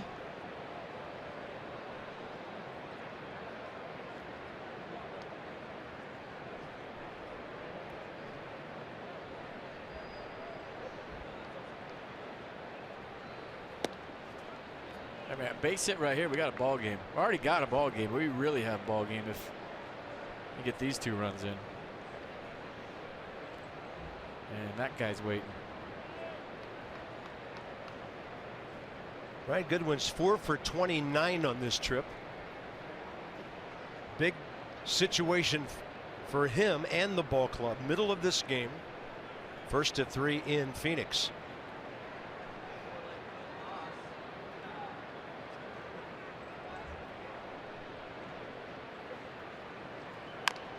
Tapper, right side. Pitcher thought about coming home, then didn't, and Wieters walks in with the 2nd run. Over to third, Defoe, 5-2 game. That's a free run right there. Little brain cramp by Zach Godley. He had Wieters in no man's land. Matt Wieters came down the line, froze. Check this out. Matt Wieters, left-hand part of your screen. Watch him come down and go, uh-oh, I'm out. I'm going to stop. Godley had him, and as soon as he flipped it, Wieters just took another 6-7 steps home. This will show you for sure. Watch. All right, 5-2. Thank you very much. Good win, RBI number 22. Here's Rayburn with 2 outs.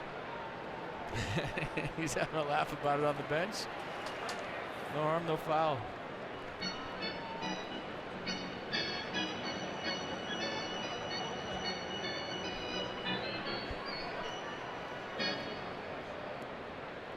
Rayburn 0 for 4 career against Godley. Boy, that's where you'd love to get the game to Bryce anyhow, anywhere. Just walk, base hit, lean into one.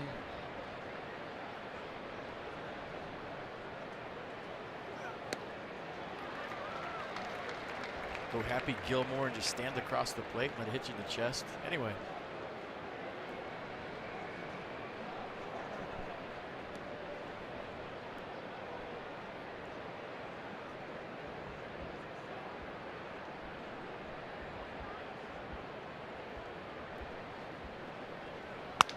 Rayburn to right center. It is a 5-3 game. And Harper will represent the tying run. Ryan Rayburn, 6th RBI of the year, and a huge time for that. Nicely done, Ryan Rayburn. Any way you can to get Bryce Harper up as a tying run. And he does it with a 2-out knock off the end of the bat to right field. I don't think bad died a hero, just didn't hit the sweet spot. Nicely done. Good at bat, 2-out RBI, and we got a ball game, folks. 5-3. Wake yourself up right now and watch this. Mike Butcher, the pitching coach out there for the D-backs. Double walk sacrifice, RBI grounder, clutch 2-out hit. So the Nationals tonight have all 3 of their runs driven in with 2 outs. Murphy last inning, Goodwin and Rayburn here. Goodwin's actually on the 2nd out. So here's Harper, 3 for 7 career against Godley. So let's check pitch location. Pitches that are in the zone but a bit to the inside. Bryce Harper 405. I'd be shocked if they pitched to Bryce here, and Ryan might have a chance to put his team ahead. Those numbers brought to you by Jeep. Kind of a nervous murmur through the Chase Field crowd here. Harper a shot to the left center gap last time. Yeah, this is unintentional, intentional. If they give him anything to hit right here, I think even he'd be surprised, but he's ready, and so is Ryan.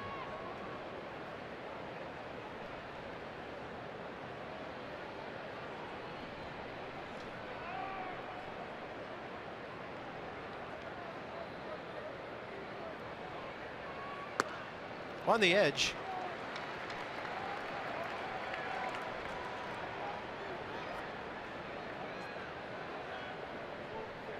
Diamondbacks 4 in the first, a run in the second. The Nats battling back here in the middle innings.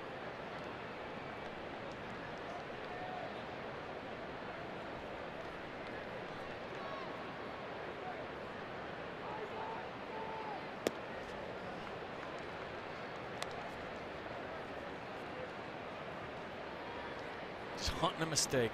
That's all you're doing if you're Bryce. You know what they're doing, but you're not in complete shutdown mode. You're hunting a crippled pitch, something that's going to just sit out over the plate that you can drive into the seats.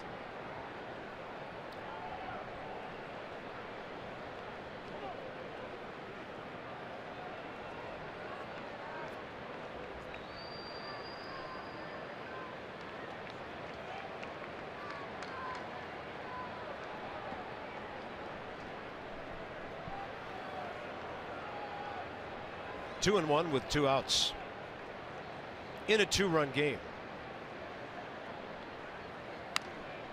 Well, he came at him. 90 with a lot of plate. Counts even. Yeah, I don't think you want to throw this there. I think Bryce wishes he had it back. Watch the run toward Bryce. I guess that was a cutter. I thought he tried to run back the sinker, but on second look, he tried to cut it in on his hands. Now you feel like he's going to throw that curveball as hard as he can in the dirt. We'll see. It's been his out pitch all night.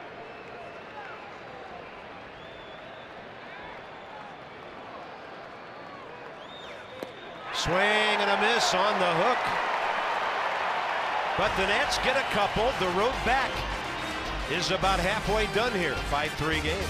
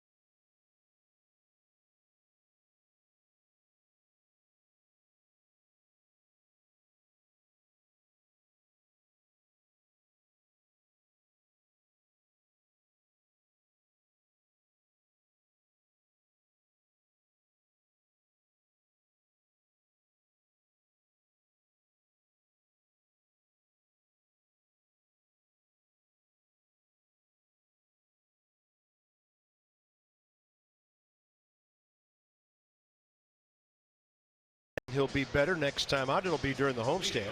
And so will his Uncork for a Cause fundraiser. It's a release party for his own 2014 Sonoma Reserve red wine next Thursday, 7 to 9 p.m. Teddy and the Bully Bar, D.C. Northwest. Proceeds benefit the Nationals Dream Foundation and Gio's alma mater, Hialeah Baseball.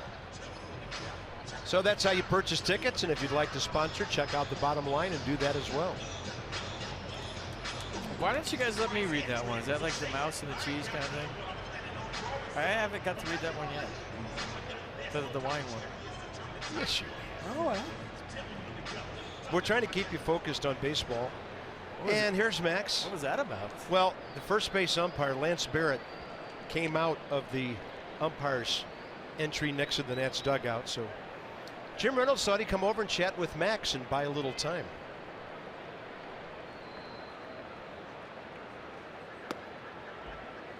So he had to use the facilities. Well, I don't know why he went under. You can assume that. Here's Descalso, strikeout and a fly ball to left. Fastball away, 1-1. It's a good pitch. Yeah, Max threw 19 pitches last inning because of 5 batters, a strikeout and a walk. Let's put 2 consecutive zeros up on the board.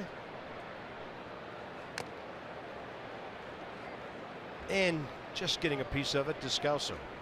You've seen Max kind of coming back, and Nat scored a run, came back out there, was a little more confident, a couple more runs, a little more confident, starting to see some light at the end of the tunnel, like his team's fought back for him, and now you're seeing some different maybe approach and body language from Max and pitch. And strikeout number 7. Making adjustments. Well, that's what the great ones do. That's what the pros do. So Max Scherzer, maybe with his B stuff tonight, still 7 strikeouts and has a chance to win this ball game. Drury and Marte last inning, the 19 as I mentioned. The 1-2-3 third against 6, 7, and 8, very quick. Brandon Drury a walk and a ground ball to Zimmerman.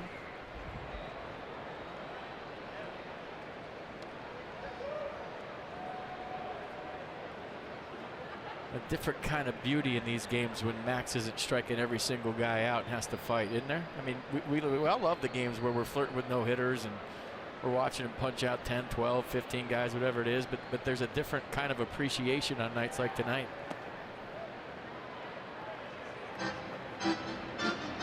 I always say it tells you about the person more than the player.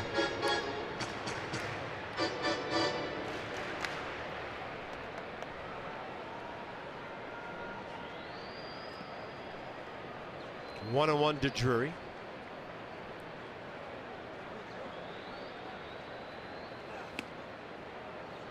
And close to the outside edge.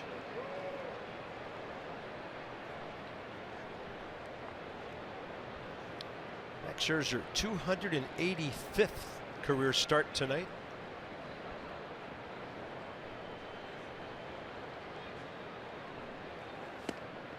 Ball 3.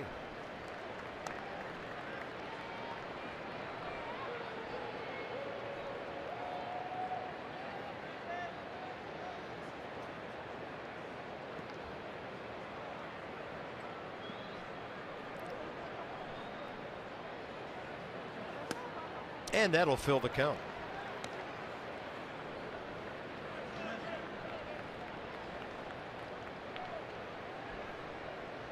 Ketel Marte, the young shortstop. He's lined out twice tonight.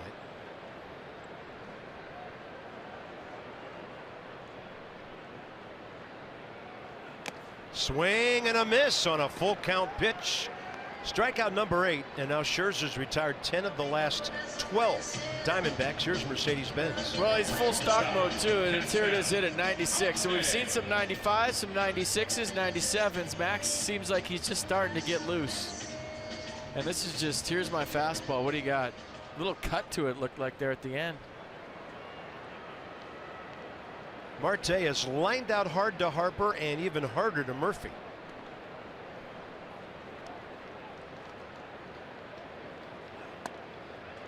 At the letter, strike call. He's got lots of colorful gear on, doesn't he?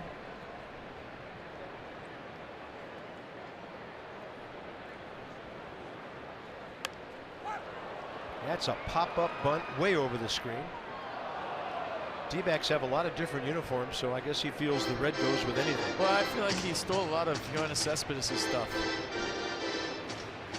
Got the shin guard, the elbow guard, the light blue cleats, the arm sleeve, the wrist bracelet on the left hand, check, and then the light blue batting gloves. Yeah. Style master. 0-2. Swing and a miss. Scherzer strikes out the side, all on swinging. Strike 3. So here we go.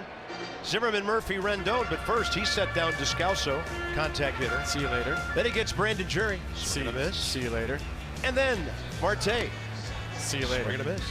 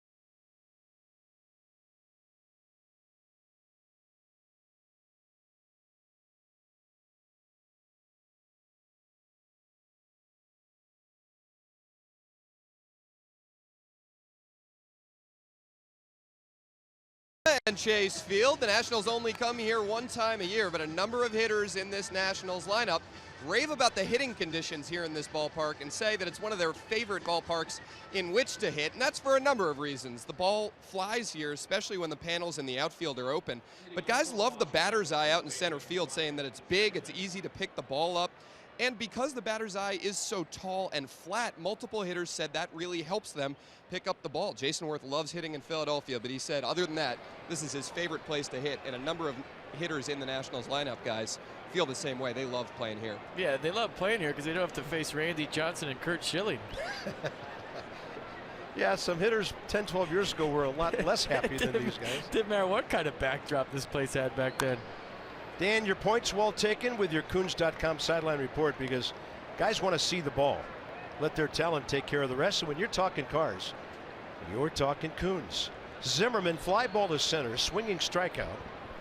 The Nats are back to within 2 with a long way to go in this one. Max Scherzer, by the way, at 98 pitches through 5 now. Zimmerman, did he check? He did not, says Lance Barrett.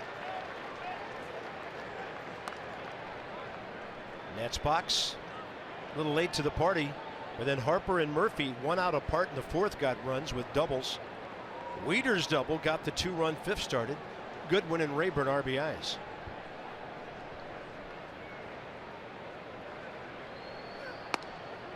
Zimmerman knew it as soon as the pitch got there.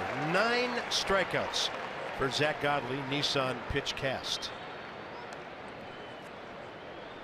Godley just kind of running off the mound on that. Did you see? Through strike 3, kind of have a little run going toward first base. He's got all kinds of energy out there, and he's trying to give his skipper those 21 outs we were talking about to start this game up.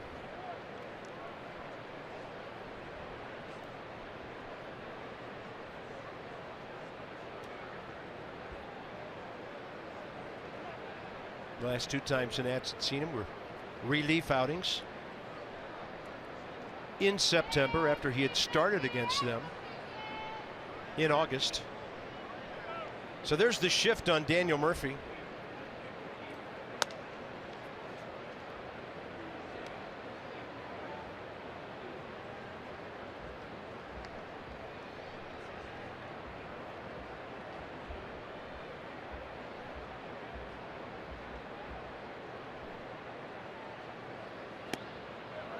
Tried to go that way, didn't he? Yeah. I mean, any ground ball through the left side that's not hit really hard is 2 bags. I don't remember such a pronounced shift on Murph. I know there's been shades on him, but it looked like he tried to slap that to third. He's got the back control and the hand-eye to do it. I mean, if anybody. 2-1.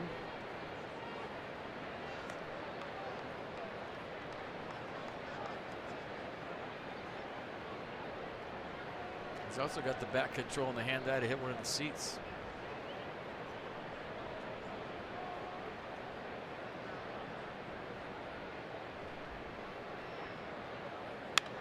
Murphy a line drive, and he's 2 for 3.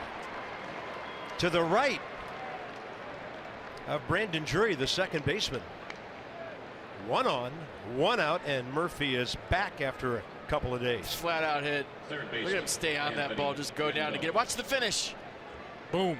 Carry it for a little bit, flip it toward the bench, go down and drive it into right center field. Daniel hits Murphy, ladies and gentlemen. Never gets old. Watch this guy hit all day. Here's Anthony Rendon. Godley has flied him out to right and struck him out swinging on a pitch in the dirt, ending the 4th inning.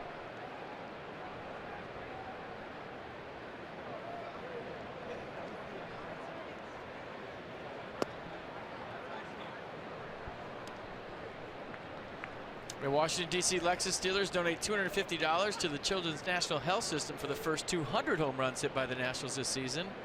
Lexus, experience amazing. Worked in Anaheim. I see you guys working. Target away. 2-0. Danger.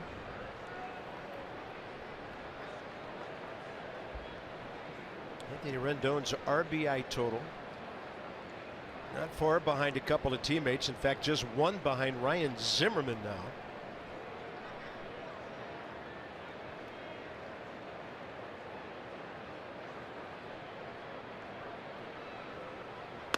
(2-0) and he takes it in there. You are not guaranteed a 2-0 fastball from this guy. Tons of energy out there, very animated. And stuff plays, not a bad pitcher. He's got a 2.51 ERA here in 5 home starts.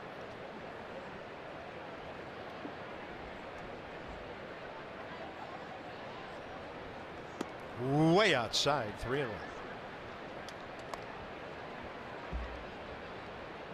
5-0 Braves now at Dodger Stadium, 5th inning.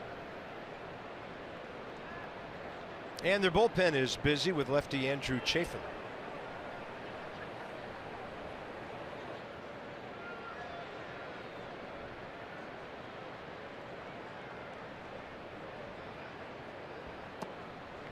Anthony Rendon takes the 1-out walk, 2 on.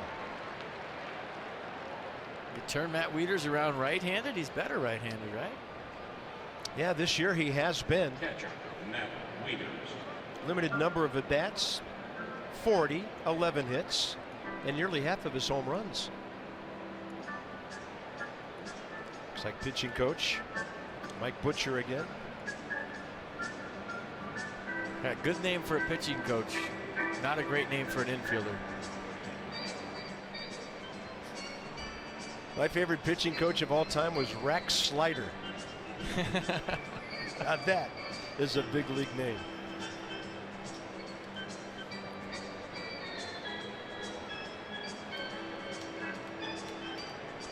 Brian Knight comes out to break it up.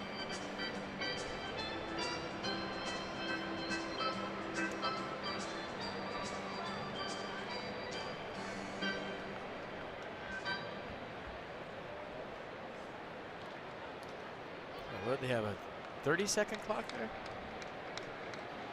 Nobody got a shot off. It's like when your parking meter runs out. There's no meter made there to give you a ticket. Wieters double last time really got the Nats going in the 5th.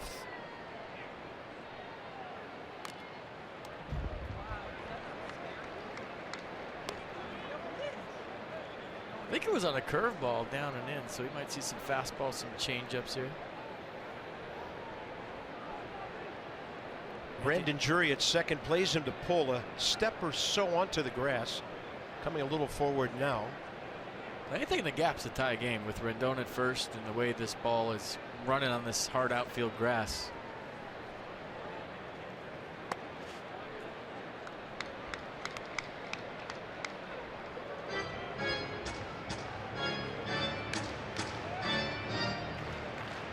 Tell you what, Max Scherzer grinded tonight. The offense grinded tonight.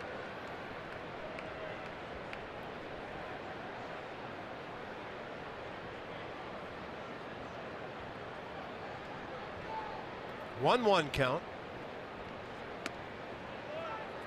A little bit outside. Hit some borderline pitches this inning, and Godley eyeballing the umpire. And you know, if it looks low on PitchCast, it's lower to the umpire as he views it. PitchCast, as you've often said, likes that low pitch. 2-1.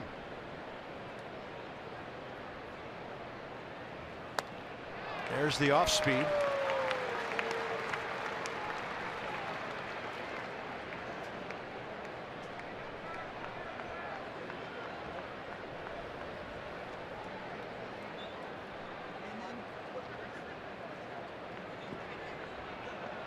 Wieters 2 for 3 career against this righty.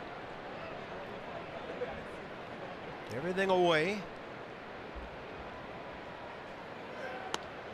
And he'll get punched out on 85 to the edge. Strikeout number 10 for Zach Godley.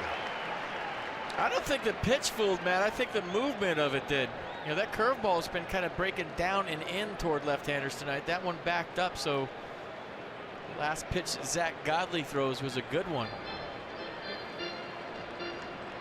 His season and career high. He struck out 9 Braves the last time out. He's got 10 Nats tonight. He runs off the field now like he does at the end of each inning.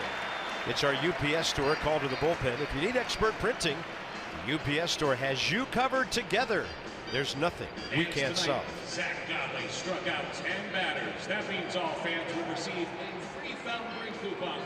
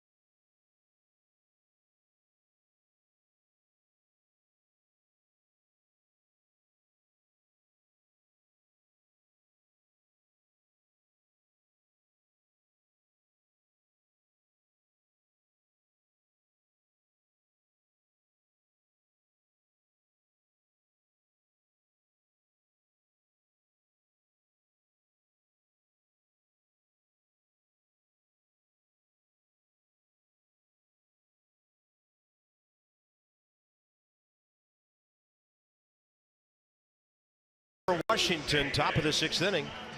Ball game very much up for grabs. Every time the Nats walk, it's $50 from Care First Blue Cross Blue Shield. 2 support girls on the run, DC. So a couple of walks tonight, 341 for a total of 17,000 and $50. Care First Blue Cross Blue Shield encourages each of us to take that first step towards a healthier and more active lifestyle. Here's lefty Andrew Chafin, 27 years of age, former first rounder out of Kent State, 43rd appearance and a good ERA. A fastball slider, 2 pitches, fastball 93.5. Defoe right-handed this year, 5 for 22. Ball 1 facing Chafin for the first time.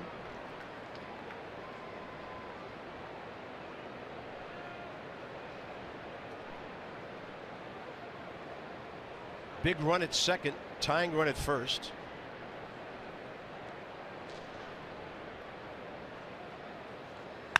Defoe trying to drop one into right field, and he does. Murphy around third. Peralta's throw is up the line, and ladies and gentlemen, we have a 1-run game in Arizona. Do it, Wilmer.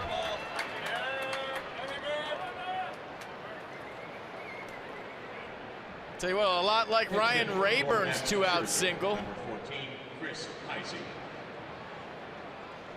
And Wilmer Defoe just dropping it in on the dead grass in right to make this a 1-run game. So the Nats down 5-0 have fought back to within 1 run, and the tying runs on second in the form of Anthony Rendon. Max is done for the night as Heisey has been announced. Scherzer will battle his way through 5 innings on 98 pitches, 63 strikes, and the Nats are 1 hit away from getting him off the hook. A gapper away from qualifying him for a win. For Tater.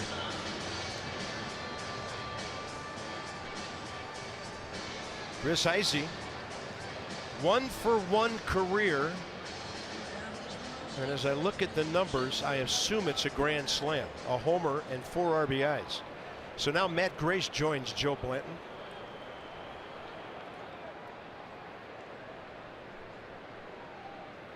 Chris Heisey this year, 1 pinch hit in 16 at bats. Already as a spot starter, he's been better since the break. Had a 4-hit series in Cincinnati to start this trip, and that's a strike.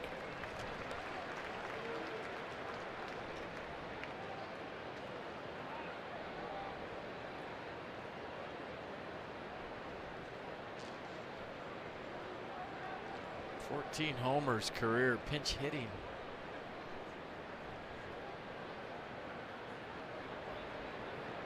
Born in Lancaster, Pennsylvania. Major League debut was May 3rd, 2010. Heisey was a Dodger 2 years ago when he hit that grand slam against Chafin. 1-1. I love the big scoreboards that I can just read. It's awesome.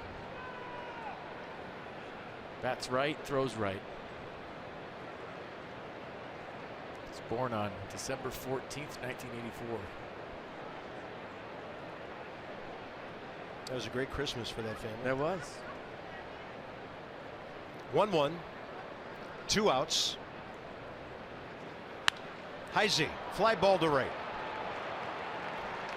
The Nats are inching closer. They're down by 1 with 3.5 innings to go. Scherzer not off the hook yet, but he battled.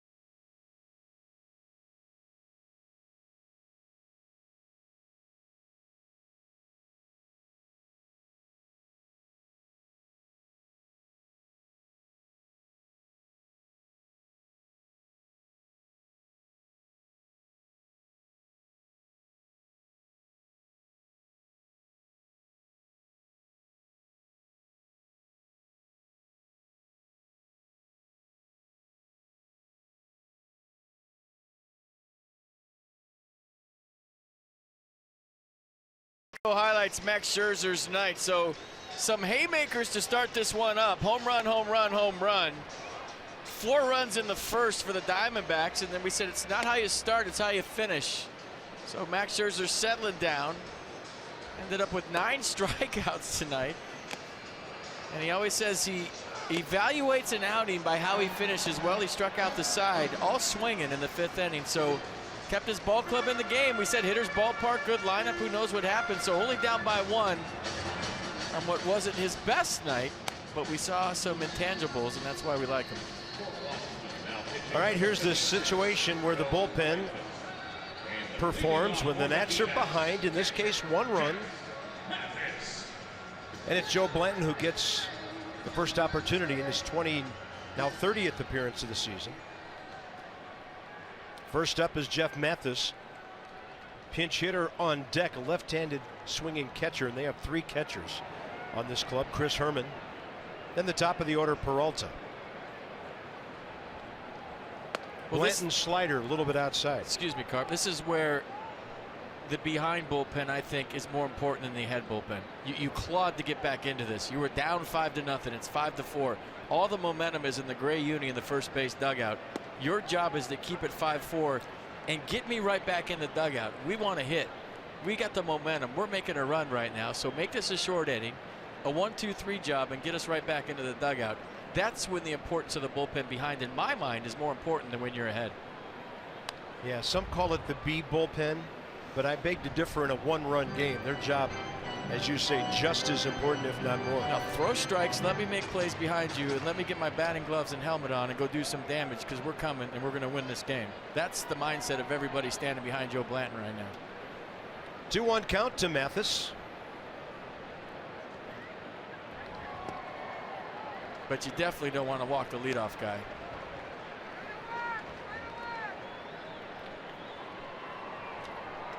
Mathis 1 for 2 with an RBI single tonight.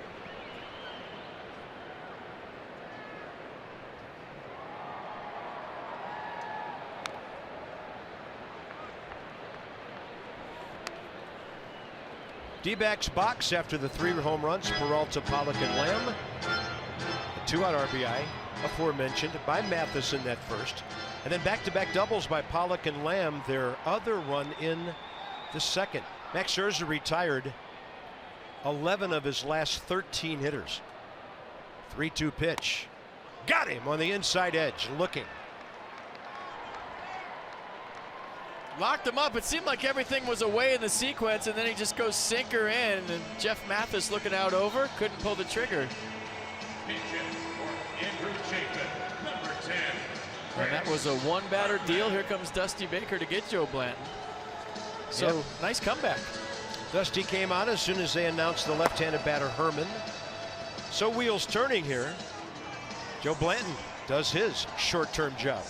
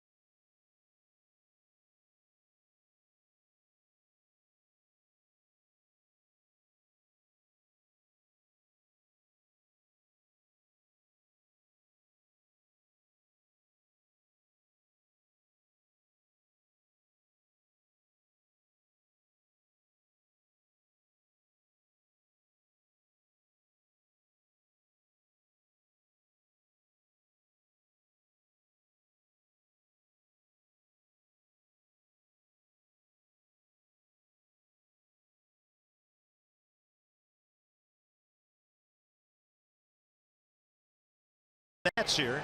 1 out, bottom 6. And further to the bullpen for Matt Grace, his 21st appearance. 21 innings, 19 strikeouts. Pardon me, hits. 11 strikeouts, 9 walks. All right, Dan, what's going on with the bullpen? Well, Bob, it'll be on them now after Max Scherzer goes his 5 innings. But before this half inning started, Dusty Baker turned to his starter, told him, we're going to spit this one for you. we're going to get you off the hook here. So he's got confidence. His team is going to come back. They've chipped away, made it a 1-run game. And he's telling Max Scherzer, you're going to spit the hook tonight. Positive reinforcement even after he leaves behind in the game. So Joe Blanton got his job done. And Dusty's been trusting Matt Grace more and more over the last 2 to 3 weeks. Well, he's given him reason to. He's come in and got the job done, pounded the strike zone with his fastball slider combination. His fastball average is 91. Here's Chris Herman.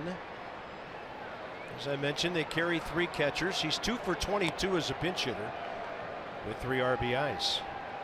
Chris Iannetta, veteran guy, has been around for a long time, their other catcher. So Dusty gets the matchup he wants. Herman facing Grace for the first time. That'll even things up. Good slider. Starts it in, breaks it away.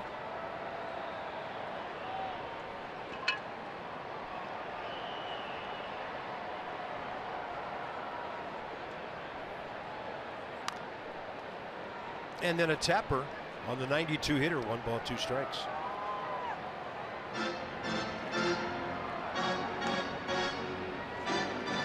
Did Mark Grace win the mascot race? I don't think it was Gracie time. I didn't watch.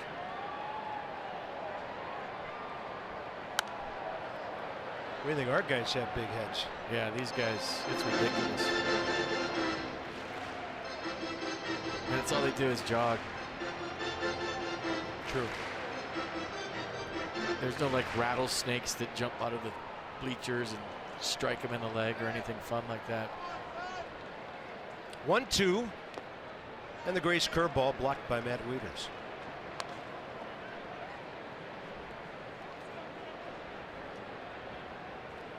With that creepy half human, half bobcat mascot they have. Might be scarier than Mr. Oh, Beck. yeah, Baxter. Yeah, Baxter.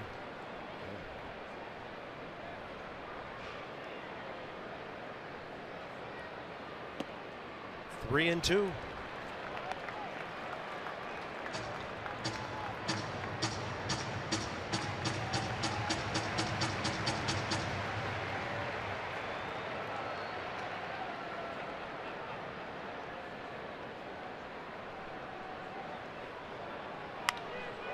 Hot shot, Zimmerman. That ball ended up right above his left shoulder when it came up. Great glove play, 2 down. I'm telling you, this infield's fast, this outfield's fast, and that took a nasty hop on Ryan. He made the adjustment. Not too many guys have soft hands, quick feet, and a quick glove to make this play. See that last hop? A lot of spike marks there from a lot of traffic at first base. It should show you a nasty hop. A little topspin action. Maybe not quite as nasty as I initially thought, but a nice play nonetheless for the second out, trying to get right back in that dugout. David Peralta faces Grace for the first time.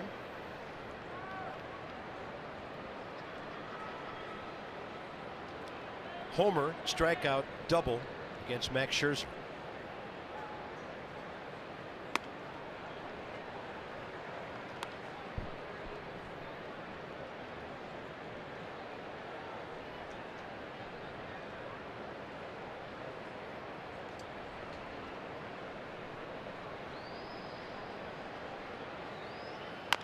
Tapper.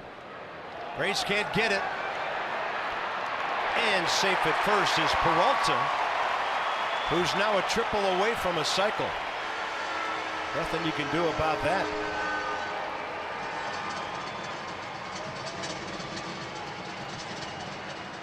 Well, once again, talking about the hard infield, just a chopper off the plate. Nothing Matt Grace can do about that. He gave it a good go, and then Wilmer did too. But Peralta, the leadoff hitter for the Diamondbacks, can run. A.J. Pollock is next.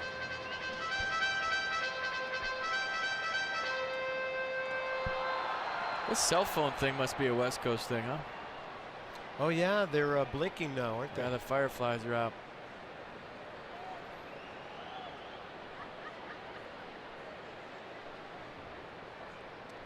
I think it looks cool.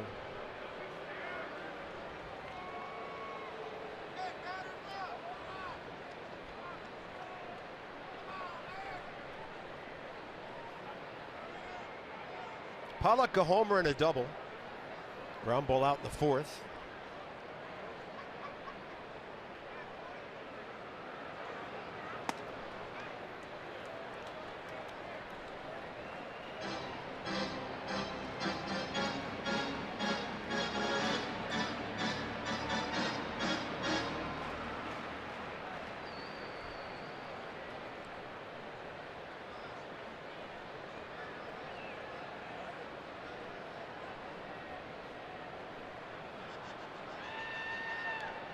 So the wave of the future? Yeah, this is better than the wave, I'll tell you that. Anything's better than the wave. Yeah, it's a very strong, silent way to get something going in your ballpark.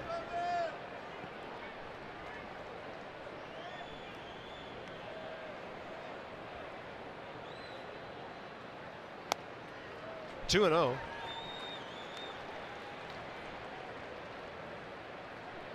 There you go, he's got it. Yeah, blame it on her.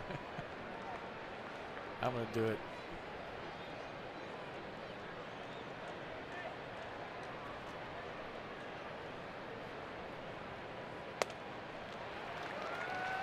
There's a left-handed hitter on deck who is ultra dangerous. And that's Jake Lamb.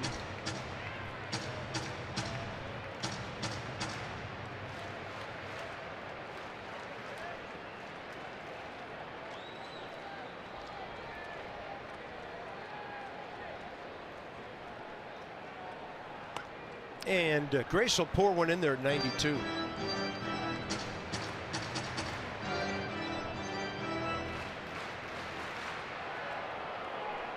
Matt Albers up.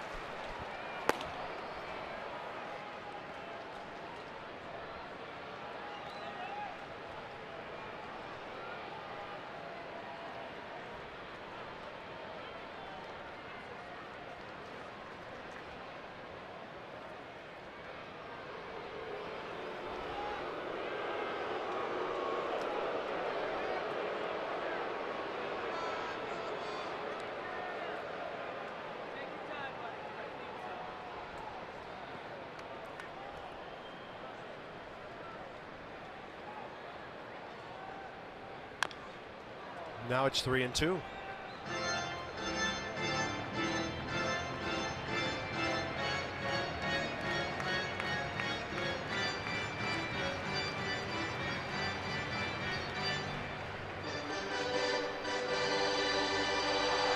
Big crowd tonight here, 37,858. So you're right, biggest one we've ever seen here. This ballpark holds nearly 49,000.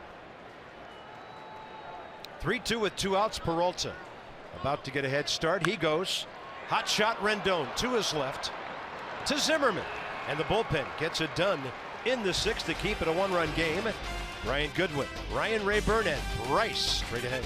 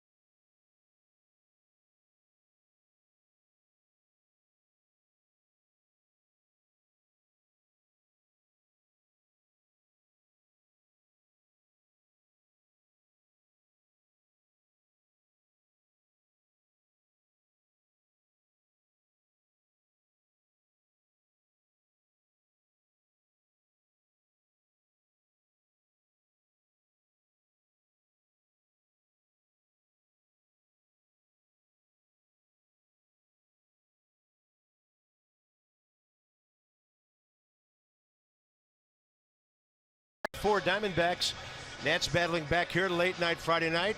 Glad you're still with us.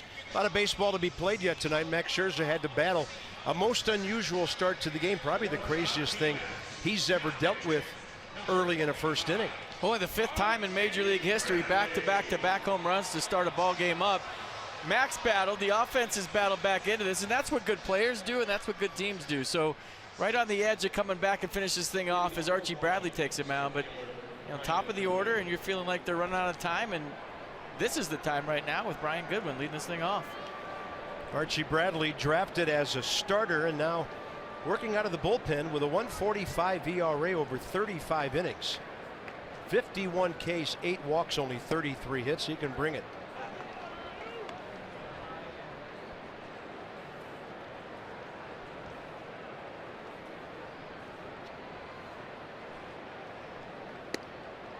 Strike call.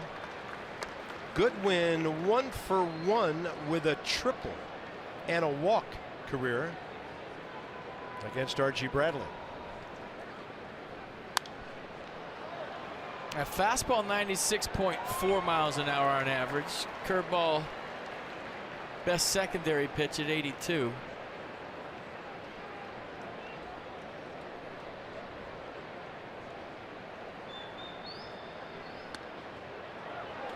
Inside. 3-1. That's a big call for the Nats. Yeah, take it. That was closer than close.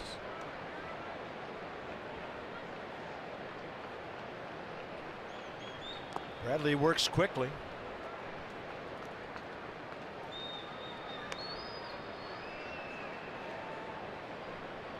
The opponent's hitting 206 against his fastball and 212 against his curve. So on 3-2, Goodwin able to get a piece of it.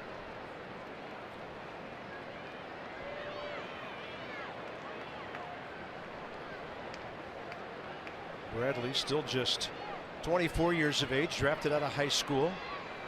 Same year as Dylan Bundy. They were high school rivals in Oklahoma. One went 4th. That was Bundy, and then Bradley went 7th in the first round. Strong beard game.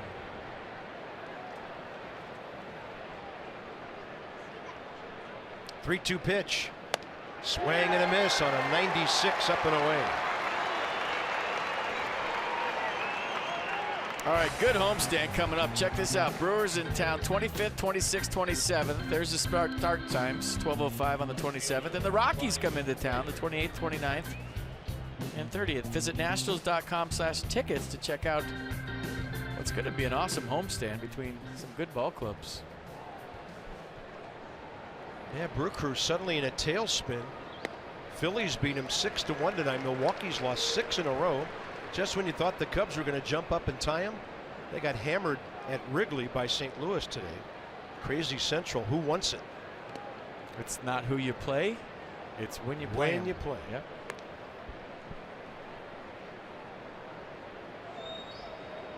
Play a team 20 games under 500 that's won 5 or 6 in a row and you're catching them at the wrong time, or you could play a first place team that's lost 5 or 6 in a row and you're catching them at the right time. Ball up the middle to his left, Marte, and he gets Rayburn in plenty of time. Ketel Marte, 2 down. A nice play right here, showing lots of range up the middle. You see that ball kind of hook on the first hop. It came back to Marte going up the middle, but you see the first step quickness right there on his toes, anticipating the baseball, the spin move, the throw, pretty play. Bryce Harper, tying run. 1 for 2 career with a walk and a strikeout against Archie Bradley. Now, Archie Bradley's a guy that's not going to run from anybody. This could be interesting. Change up. Ball 1.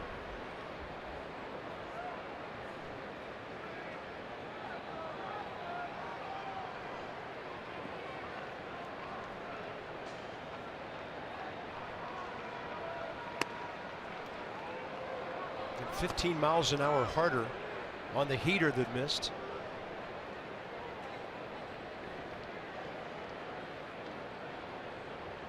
Hunting a mistake.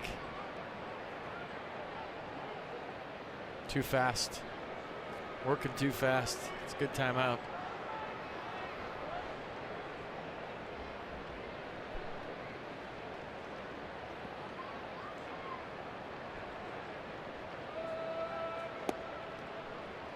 Change up, fastball, change up.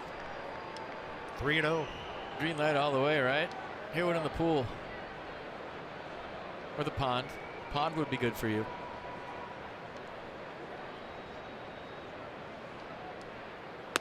Four-pitch walk, tying runs on base.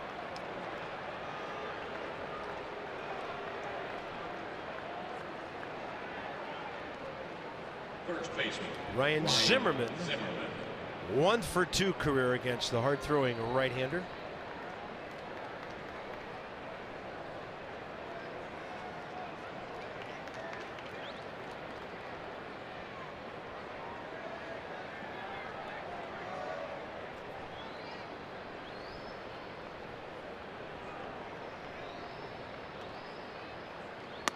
And the fastball in there.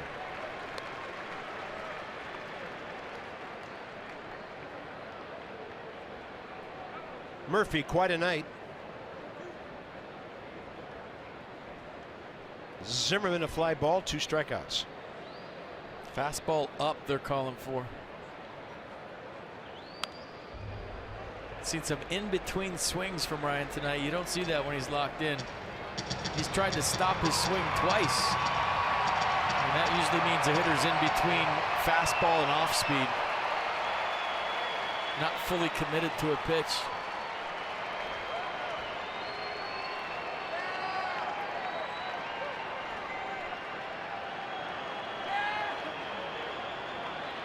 Oh, 2. Target up. Time requested and given. His hands are higher this at bat, for whatever that's worth.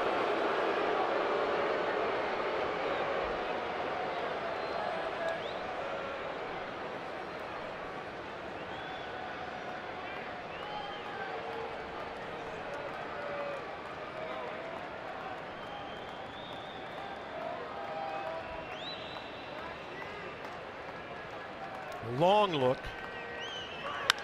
Fastball up and a high fly ball to right. Peralta. 7th inning stretch time in Arizona. The Diamondbacks holding on by 1.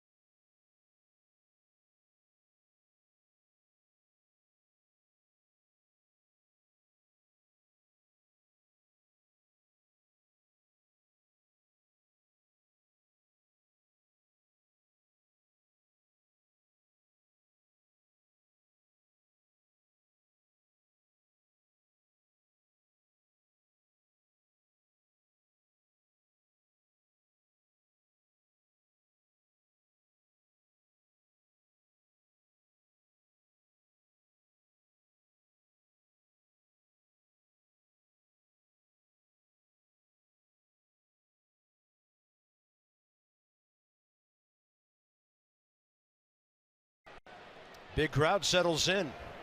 Matt Gray still in to face Jake Lamb, who's been on base 3 times. homer, double, intentional walk. And Grace against this guy for the first time. Good hook, strike one. 16 pitches, 9 strikes to get those 2 outs to end the 6th.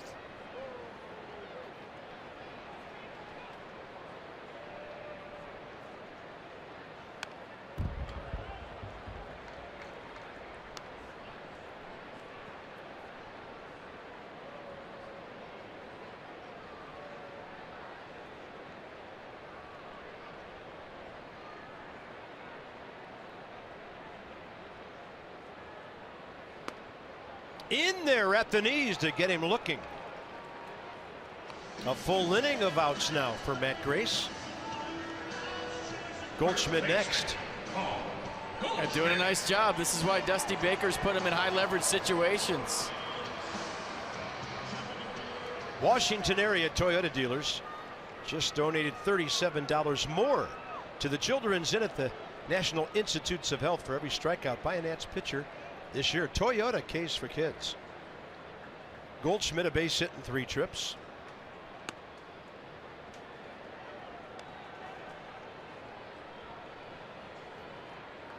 All these D-backs seeing Matt Grace for the first time. Another left-handed batter on deck.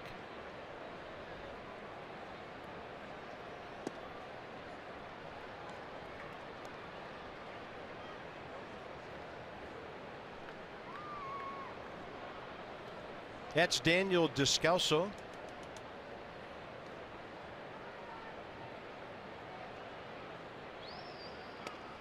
Two and one.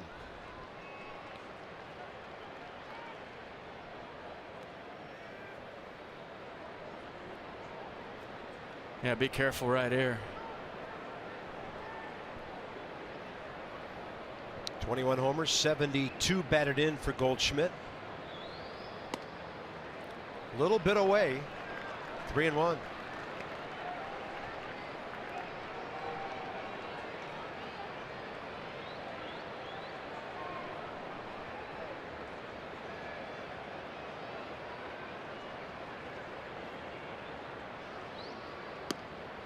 Threw him a strike, took a little bit off. 86.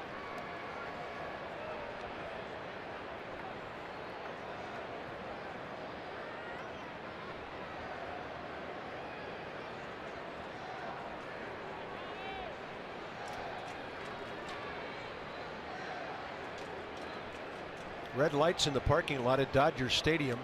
12-1 Braves, 6th inning. Ended their winning streak last night. Tell you, when a streak ends, it's usually a big thud. 3-2 with 1 out. Swing and a miss on a curveball in the dirt. I'll tell you what, if you're a young player in this league and you're 3-1 to Paul Goldschmidt, you fight back into the count and you strike him out, that's got to give you tons of confidence moving forward, doesn't it? This is one of the best hitters in the National League, and you just fell behind, but had enough wherewithal to throw some big pitches to a dangerous hitter to get the second out here in the 7th. That was nice. Here's Descalso.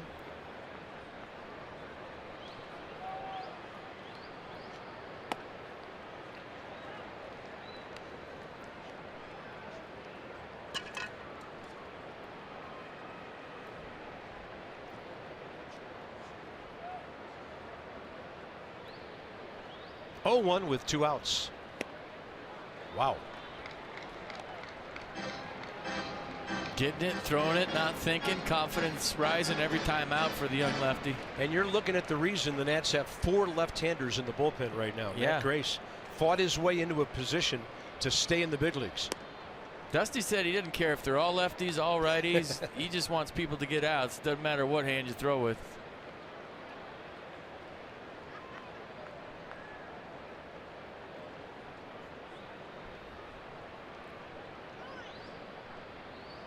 One-two pitch. Keeping it down. Always a good thing in the late innings.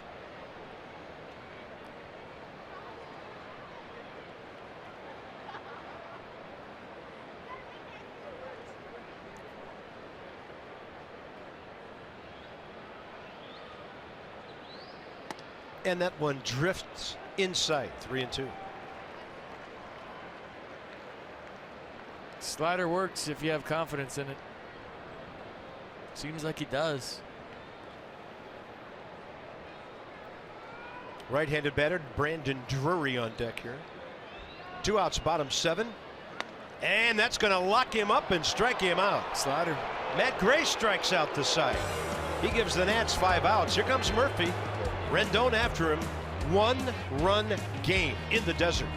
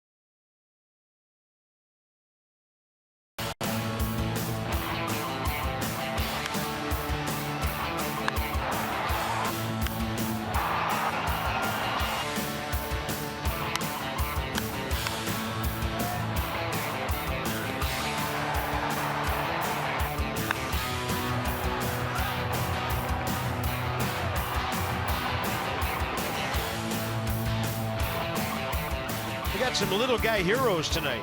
Wilmer Depot has checked in. Goodwin and Rayburn RBIs. The pitching has been solid after Max's crazy first inning. So here's your game summary. Peruse it and ponder the fact that with 6 outs to go, the Nats are right in there. That's Gregor Blanco in for defense, replacing Descalso as Archie Bradley embarks on his second inning of work here. Daniel Murphy's 2-for-2 career against him with the base on balls. Bradley in that 7th inning. A walk, a strikeout. 18 pitches, 10 strikes. Murph likes the desert. Pretty good for a guy from Florida. 2-0. Strike 1. Murph is asking, is that the bottom of the zone? Is that as low as we're going? I think he had that down. Pitch cast, what do you think? Yeah, borderline. And Murphy drives one to left center. The lack of turf will take it all the way to the wall at the 413. Murphy stops at second. Another extra base hit. He's 3 for 4 tonight with 50 extra base hits on the year. Unbelievable. He's a hitting machine. Maybe we should change his middle name to Machine. I mean, how easy does Daniel Hits Murphy make it look, folks?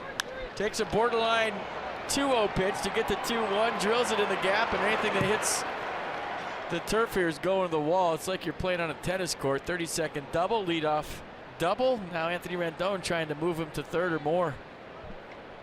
Murphy, 50 extra base hits tonight, playing in his 88th game of the year. Big spot for Rendon now. Anthony career 2 for 4 against Bradley. 3 driven in. Goldschmidt way off the bag at first.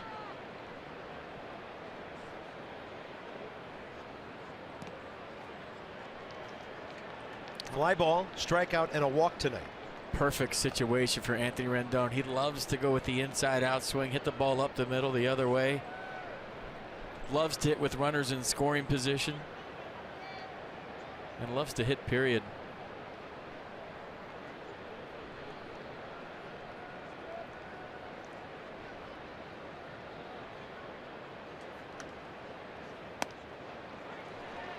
.95 up in the zone, and then Mathis to the mound for Bradley. Inside the Numbers, brought to you by PNC. The Nats at the D-backs have won 11 of the last 15 here.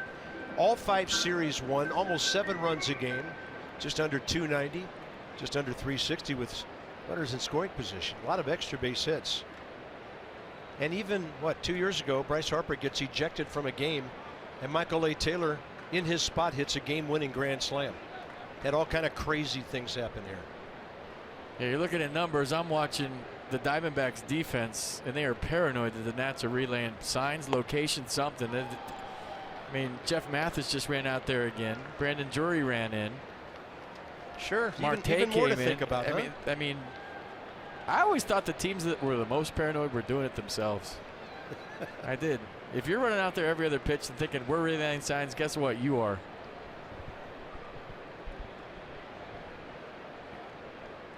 (2-1) to Rendon. Up the middle. Bradley has it, and Murphy is caught off at second. He's got to stay in it. He's going to try to stay in the rundown, but he's not going to be able to. Oh, that hurts on the first out.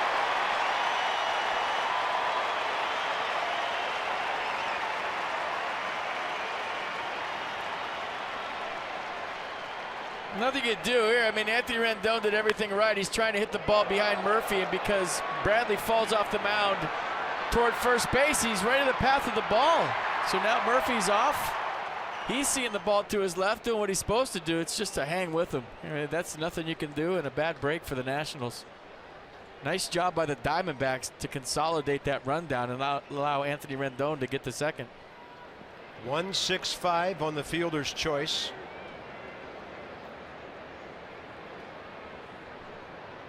Wieters 1 for 3, 2 strikeouts around to double. And a play by Mathis that keeps that ball from getting away.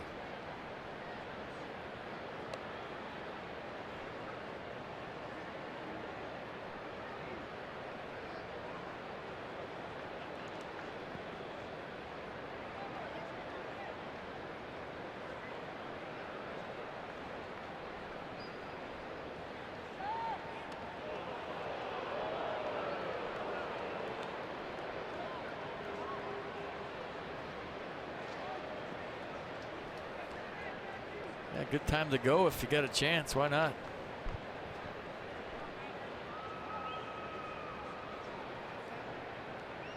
Target away on 1-0.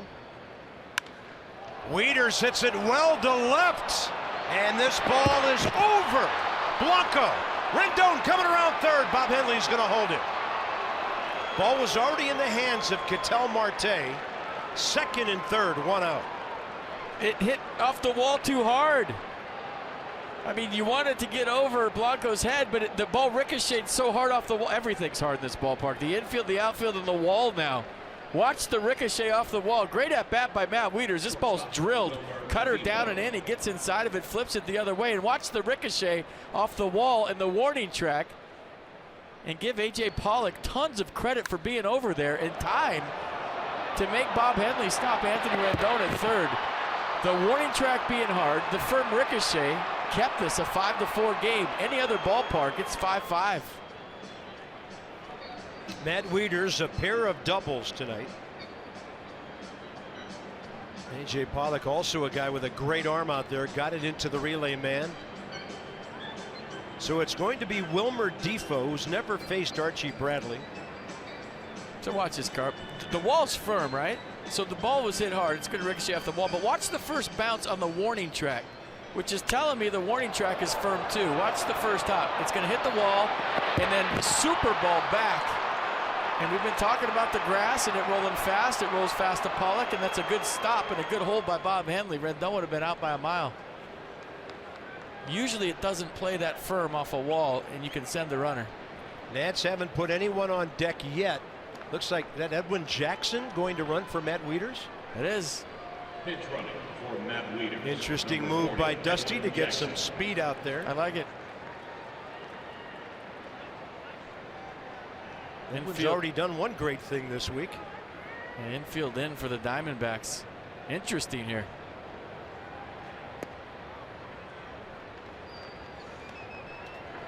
And nobody on deck for the Nationals. Nobody.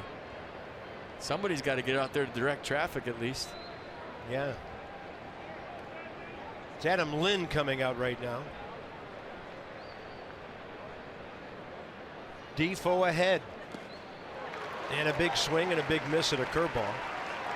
Wilmer tonight 1 for 2, a walk, a run, and a base hit.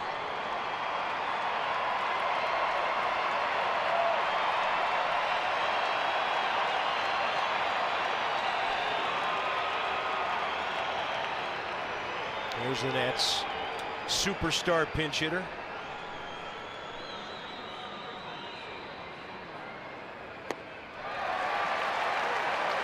So, a young player, big situation, right?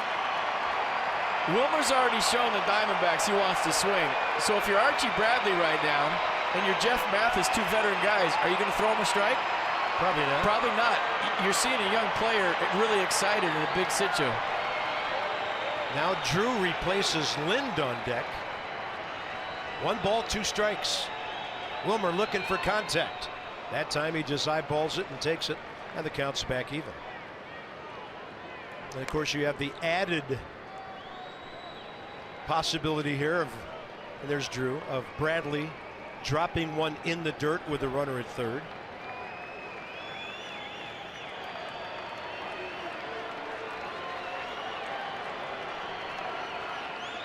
Defoe jumps back from ball 3. I'd be shocked if this is a fastball on a 3-2 count. You can set up the double play by walking Defoe right here, and you might get an aggressive hitter to swing at ball 4. I mean, he's doing you a favor if he throws a fastball. Former Diamondback Stephen Drew on deck, and a 3-2 to Defoe with 1 out. Right side. Goldschmidt can't come home, and the game is tied. Anthony Rendon's speed buying the Nats 90 feet, and it's 5-5. So he did throw him the off speed. Wilmer put it in play, and Paul Goldschmidt, who's one of the better defenders at first base, didn't have a play at home. Watch Rendon, top of your screen. He's breaking right on contact. That is textbook lead break on a contact play. And watch Goldschmidt. He charges it. He looks. He's thinking about it. And he'll take the out at first base. And down 5-0, folks. This game is tied. Max Scherzer is off the hook. Diamondbacks will go a little deeper into their bullpen now. Stephen Drew, I couldn't tell if they were Boos or Drews when he was announced, but that's all right. The Nats have so much experience off this bench. Drew next. The Nats have battled back.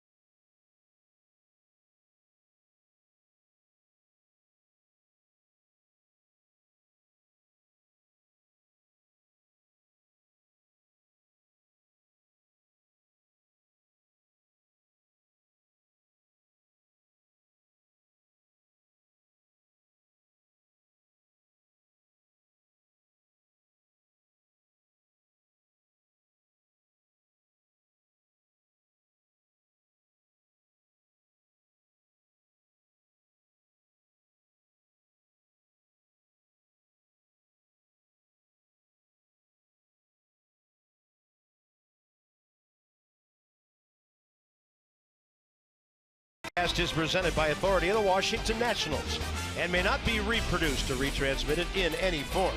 And the accounts and descriptions of this game may not be disseminated without the express written consent of the Washington Nationals. Stephen Drew, the former D-back. Edwin Jackson, the lead run.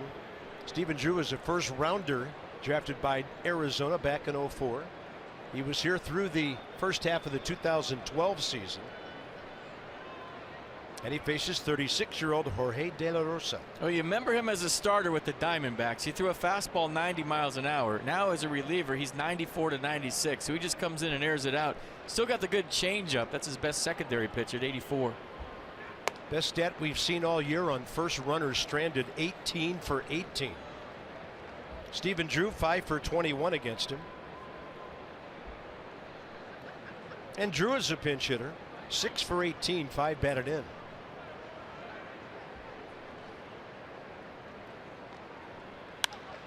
High in the air to left. To his right, Blanco. We're in the middle of the 8th inning. The Nats have battled from 5-0 down to tie it up.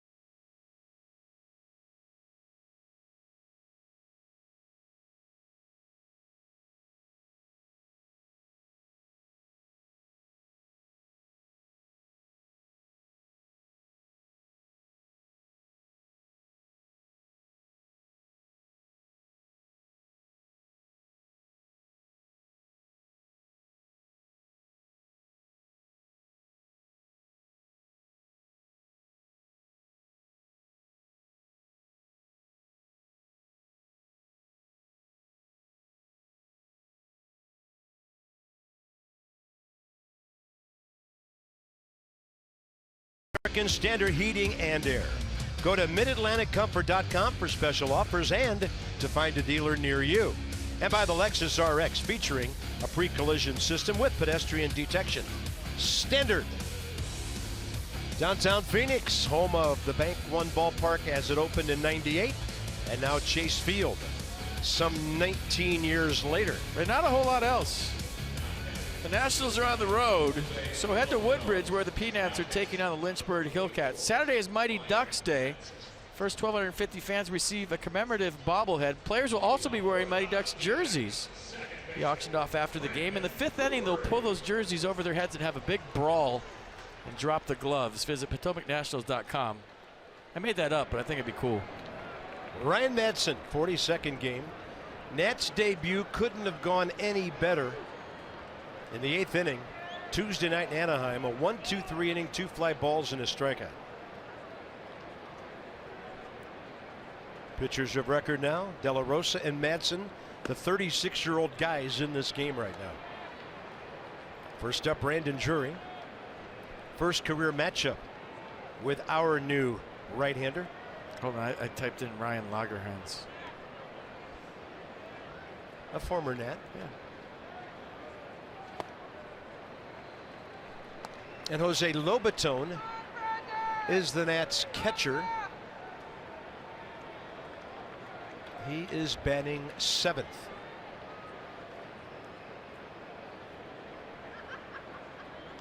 Yeah, fastball 95 for Ryan. There's the curveball. It averages 82, and a changeup to go with it at 85.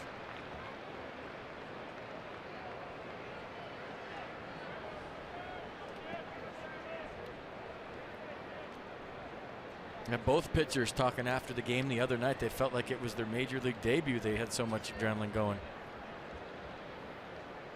Madsen and Doolittle.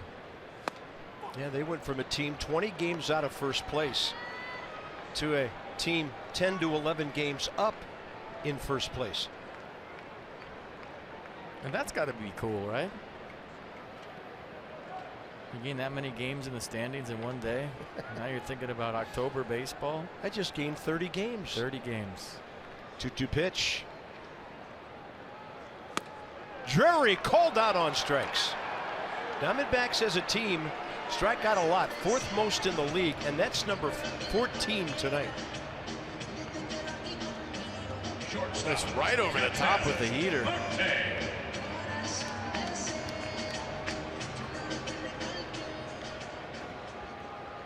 Ketel Marte, the shortstop, 0 for 3.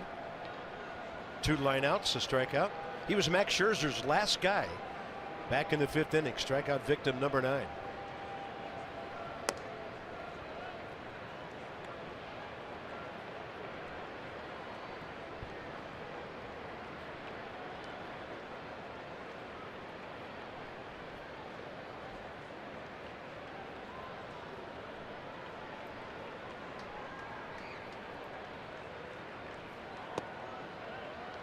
Two and 0.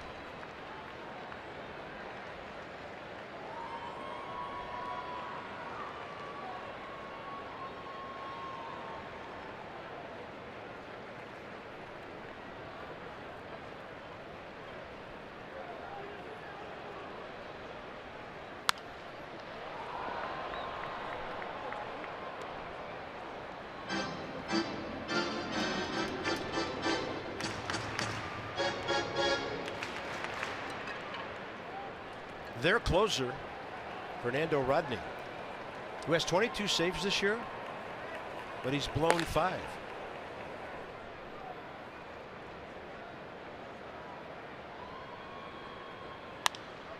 That ball stroked beautifully to left. That's fair. Rayburn digging it out of the corner, and the lead run is aboard with 1 out here in the 8th. Jeff Mathis, the catcher, next. Tell you what, Marte's got a sweet swing. That's his first hit tonight. He turns 0 for 3 into a 1 for 4, but he hit the ball hard to right. His first time lined out to second base. His second time struck out his 3rd, and now a 1-out double here. And he was flying around second too, so he can run. Got to keep him close right now. If you're Daniel Murphy, so he doesn't try to steal 3rd. Chris Owings on deck. Stepped out of the dugout almost as soon as that ball hit down the left field line.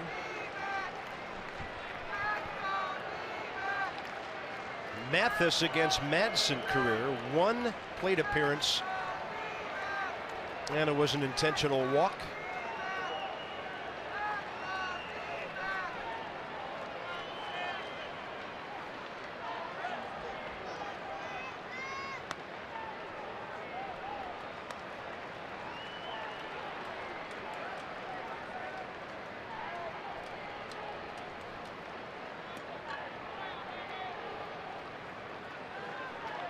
D-backs have not scored since the 2nd inning. That double was only their 3rd hit since. 2-0.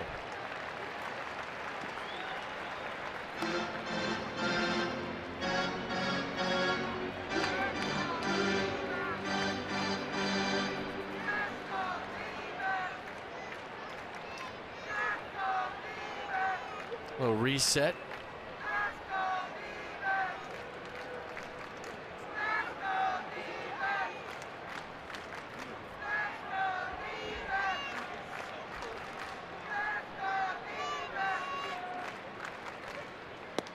All 3.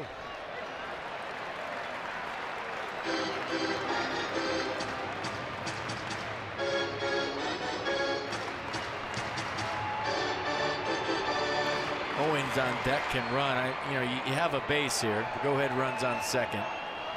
Probably a bit better off not fighting back into this count and just setting up the double play. How many has he hit into? 3 all year. Yeah, he can run.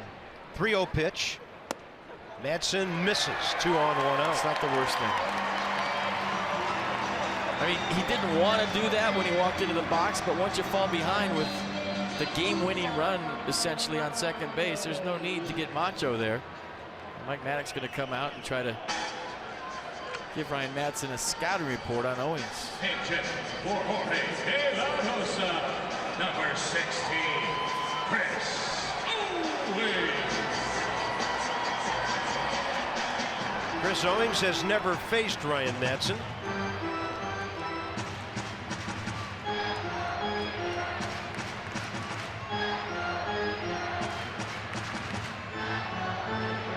And this might be to get Oli Perez up for Peralta.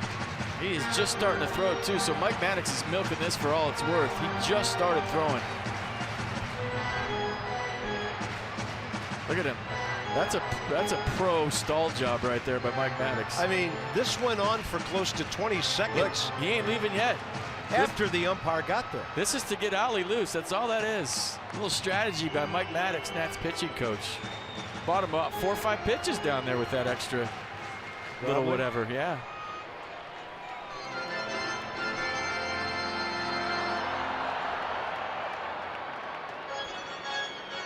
Chris Owens doesn't pinch hit much.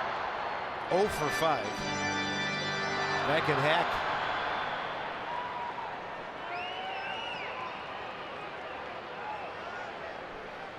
And by the way, if you're wondering where JD Martinez is, he did not take batting practice today after getting hit on the left hand 3 days ago by a pitch in his first game with the D-backs after the Tigers traded him over here. X-rays were negative on his left hand, but he's not fit to hit. So Tortorella with a short bench. Got one guy left, Iannetta, right? Yep, his third catcher.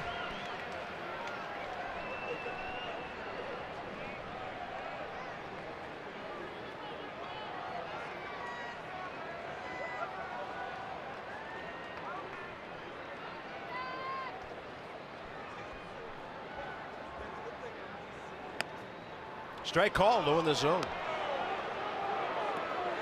Well, that's where you got to go if you want the ground ball. The two-seam fastball from Ryan Madson down and in. Owens didn't like it. Jose Lobaton pulled that thing up into the zone. That might have been low. Take it. Yeah, that was 96 with some sideways and downward movement.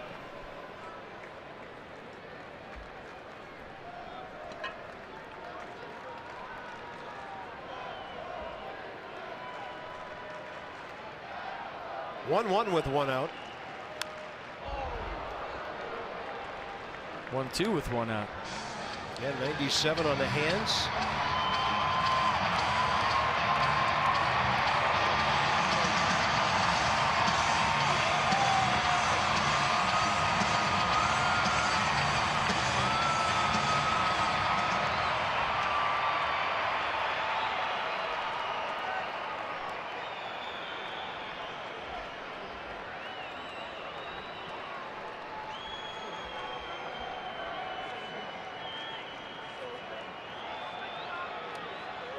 One-two pitch, swing and a miss on some gas upstairs. 97, 2 down. I mean, you want guys late that can miss a bat, ideally, right? So Ryan Madson is right on top of you, and then he throws 97 up top by design past Chris Owens for a huge, and I mean huge out here in the second. Jose Lobaton out to the mound. Was that his last pitch? Does Dusty Baker go get Oliver Perez to come into this game? Let's see. Yeah, you know Perez is ready by now. I mean, this has to be another stall piece, right? Where's Dusty? I can't see him. Talking to Jason Worth. What do you think I should do, Jason? Well, I mean, he's asking him about a former teammate, if you will, There you go. who's now a present teammate. He is, you're right. That's a great point. I didn't even think of that. I mean, what is, maybe what does Ryan Madson do in a situation like Can he this? get lefties out? You played with him. What do you think? I mean, I'd ask Jason Worth. Well, here's a tough one. Peralta, who's never faced Madson before, strike one. Yeah, we saw Dusty come up a step, but that was so he could get to the rail. That was a good catch by you, Carp. I didn't even think of that. All right, Jason. Yeah, he's ready. He's ready, Mike.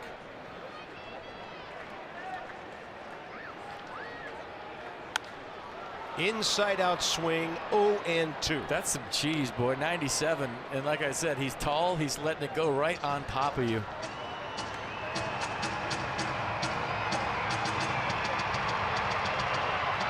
Brad Manson listed at 6'6", 225.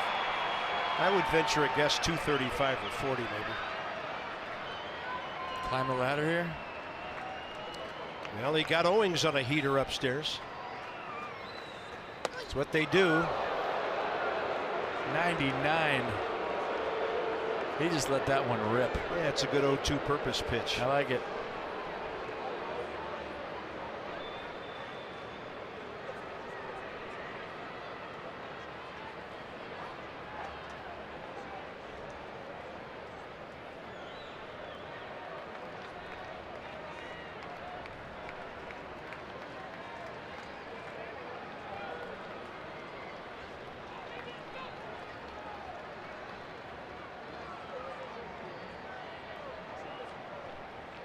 One and two.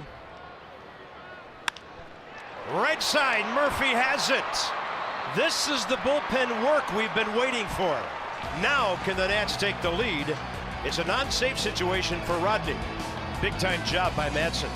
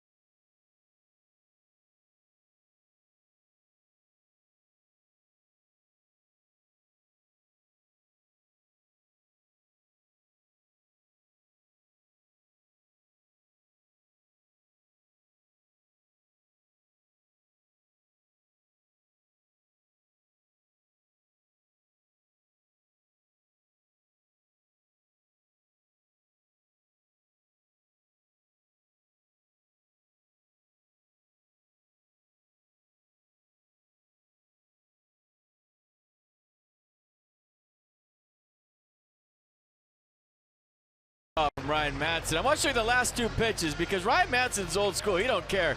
This is 99. Look out. Feel my heat on the inner half of the plate. And then he throws another fastball. This one had a little more play, but I don't think Peralta was as aggressive with it because he almost got knocked down by 100. So then he rolls over a ground ball. Daniel Murphy throws it to first, and Jason Worth, who said, yeah, he can get lefties out. He's not scared. Dusty, let him pitch to him. And he did, and it worked. And that was cool. Sorry if I'm excited. Fernando Rodney has no career record against the Nats. In 11 innings, he's given up 10 hits, 3 runs, couple of walks, 13 strikeouts, ERA of 2.45. But he is 4 for 4 in save opportunities over the years against our ball club. A lot of time with Detroit, the Angels, the Rays, the Mariners, Cubs, Padres, Marlins, and now his 36th appearance for the D-backs this year. Handshake from your pitching coach. Way to go. Smile. Tell you, I love the old school buzz in the tower. 99. That was sweet. Remember, Fernando Rodney's a different pitcher when it's not a save situation. That's why I mentioned that going to break. Let's see how it all works out. Goodwin is first. We're going to miss. Bryan against Fernando Rodney, 0 for 1. Yeah, keep mentioning whatever. You're on fire right now.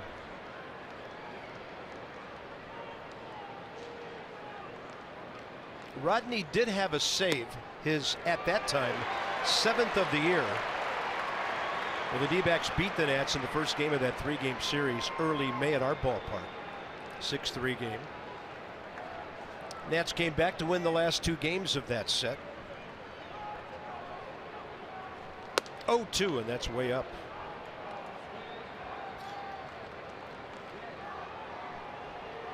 Any Romero.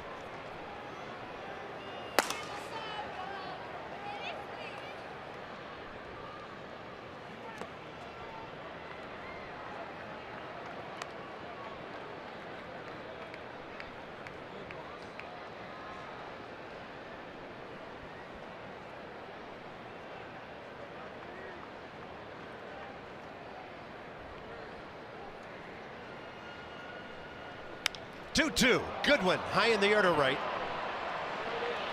Peralta. One out. Top of the ninth.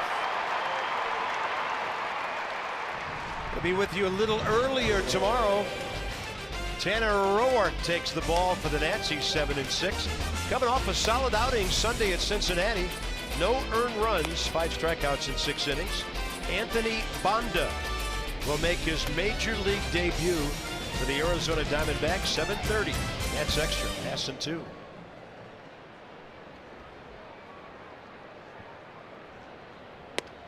Ball 1 to Ryan Rayburn, who's 3 for 5 career with an RBI against Rodney.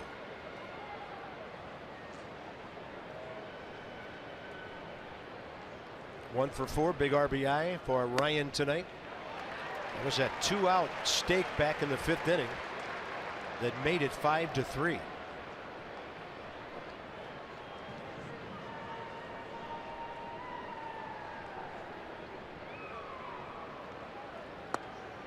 Two and 1. Crowd groans.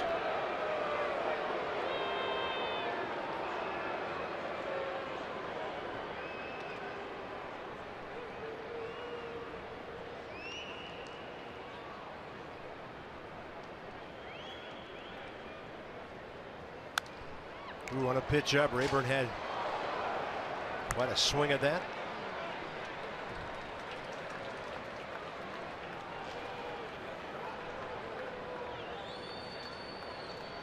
You get 4 runs in the first and 5 in the first 2 off Max Scherzer. Torey Lovullo's thinking, man, we got to win this game. Rayburn jammed and he fights one off. I mean, that's a unicorn, right? 3 home runs to start the game off Max Scherzer, and you put 5 up in the first 2.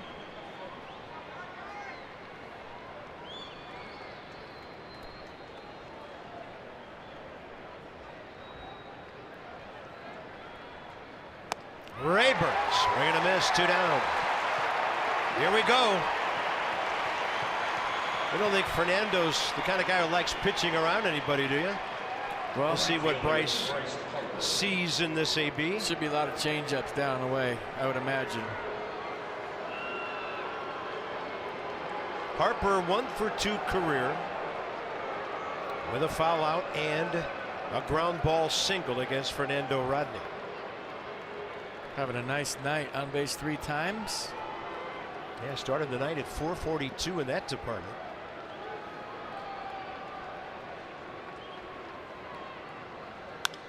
Harper hard to the left side. Oh, Marte! Harper robbed, and the crowd going wild as this one goes to the bottom of the ninth. Young kid can play some short. Yeah, might have been the best play I've seen in short all year.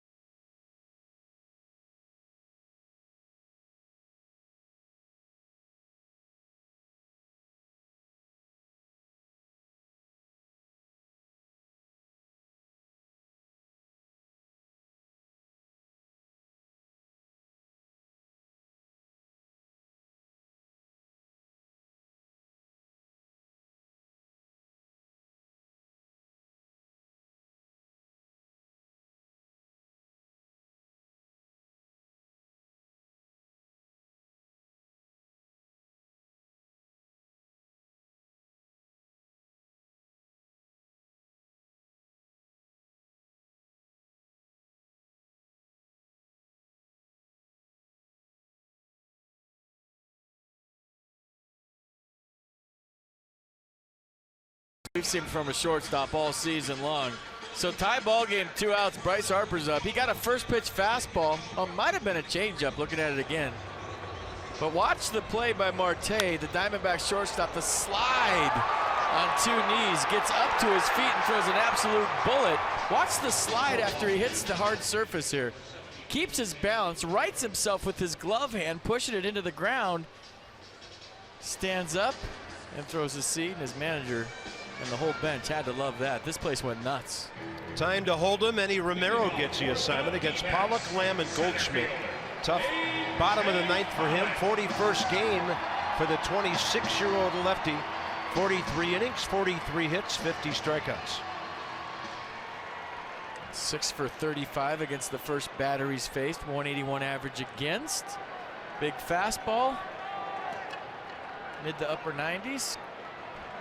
Cutter and change to go with it. A.J. Pollock faces him for the first time. He was up there trying to end the game.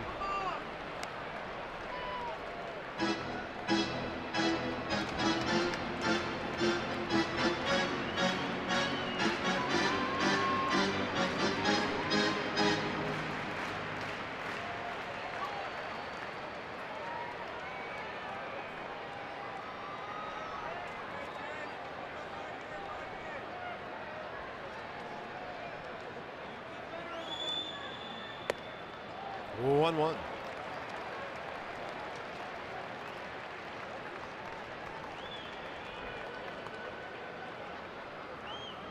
We thought this would be a good series, and we saw it on paper, and this has been a great game. One team 15 games over 500, the other team 20 games over 500, and they're both playing like it.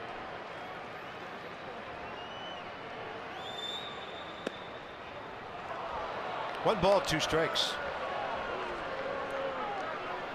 Jose Lobaton is really doing a nice job with a low pitch.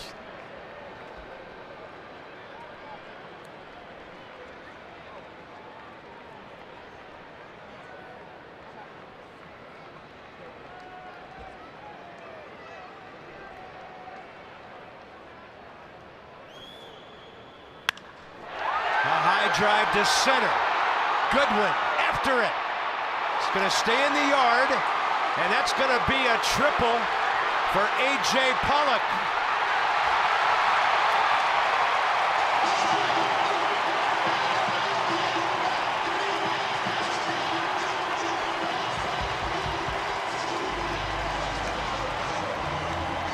Well, I didn't want to say it at the time, but I felt it. Maybe I should have said it. That defensive play by Marte gave him the momentum. I mean, it woke this crowd up. They're all waiting for fireworks. So he makes that play on Bryce Harper, and then this is how the bottom of the 9th start. And you're hoping it stays in the ballpark to give Dusty Baker options on who he wants to face and how he wants to play this. You know, if I'm Dusty Baker, I got to walk the next 2 guys. They've already walked Jake Lamb. Goldschmidt coming in. He'll probably be sent to first. And then you take your chances against Blanco, Drury, and Marte. Yeah, but you got a guy that's not a guaranteed strike thrower out there. You know, a lot of managers, this is the right play, but it has to be the right play with the right pitcher. So Eddie Romero's not a guaranteed strike. So loading the bases and putting this kind of pressure on a guy that throws 100 but can't control it, to me, is a big gamble by Dusty Baker. It's the right move with the right pitcher. We'll see how it works out. So without a pitch being thrown, they've walked 2 guys to load the bases. And it's Eddie Romero against Gregor Blanco, who has appeared against him once, career, and drawn a walk. It's the first time I've seen 2 intentional walks back-to-back with a new rule like that. StatCast brought to you from Fios by Verizon. Fios is not cable. We're wired differently. Go to getfios.com. Yeah, 405-foot triple. And that's all Brian Goodwin could do is wait for that thing to come down. So Pollock can fly. Think lucky. That's what Dusty Baker's telling everybody in the bench. And here we go. Bases loaded, nobody out.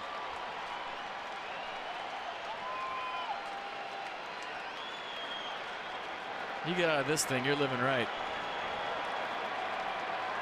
Infield way in, outfield way in. Blanco's first at bat tonight, ball 1.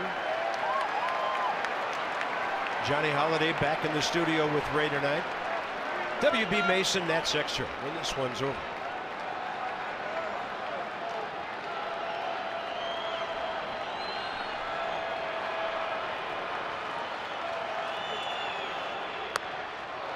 One. 99. Strike one, so huge. That goes to 2-0 right there. This crowd goes nuts and you get tight. Huge pitch.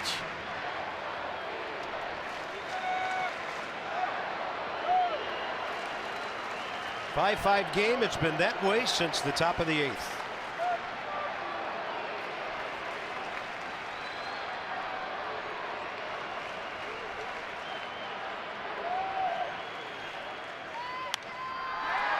Ball into left. Not very deep at all. Rayburn has a good, accurate arm. He's just going to, well, miss Rendon, but bounces it to Lobaton. Keep those throws down, boys. 1 out. That's huge. All right, keep thinking lucky.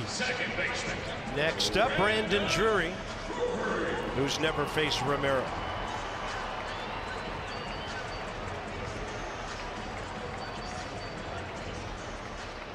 Dusty playing the infield in. They don't want to play for the double play in the middle. They're going to cut down the run at the plate, as you would imagine. Bryce Harper really shallow in right. Got to be. You have to be to a place where a blooper doesn't beat you. You hit it over my head, you win. Drury 0 for 3 with a walk tonight. Close, ball 1. A lot of managers go 5-man infield in this situation. Bring in an extra defender and put him right where you see the second base umpire and really try to make a guy hit the ball in the air.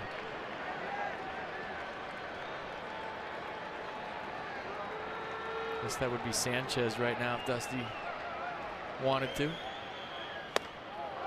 Upstairs 2-0. Swing or take right here. What do you do?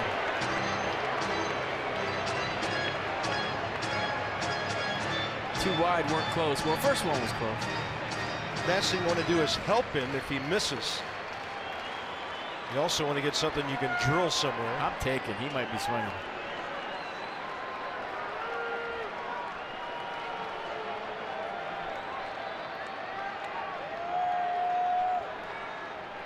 Crowd on its feet. 2-0 pitch.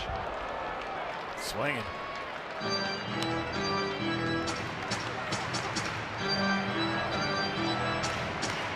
Keep thinking lucky, who knows?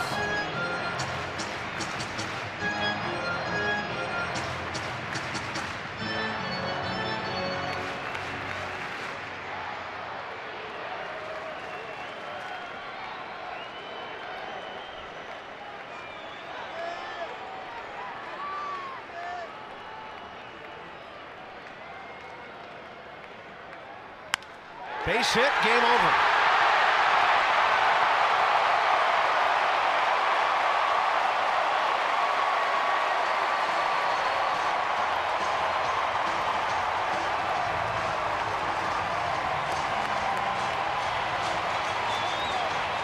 It took the Diamondbacks all night to score again, but they get it done in the 9th and walk off the Nationals 6-5.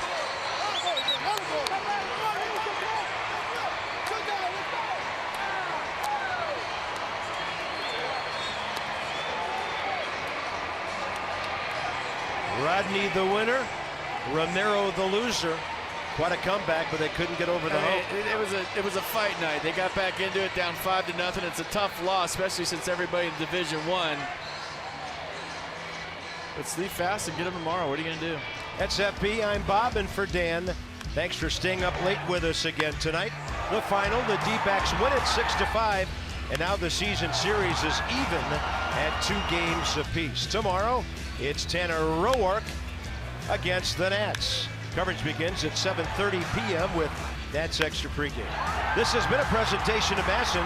Stay tuned now for Nats Extra postgame with Johnny and Ray. It is next from the studio. Weekend off to a rough start.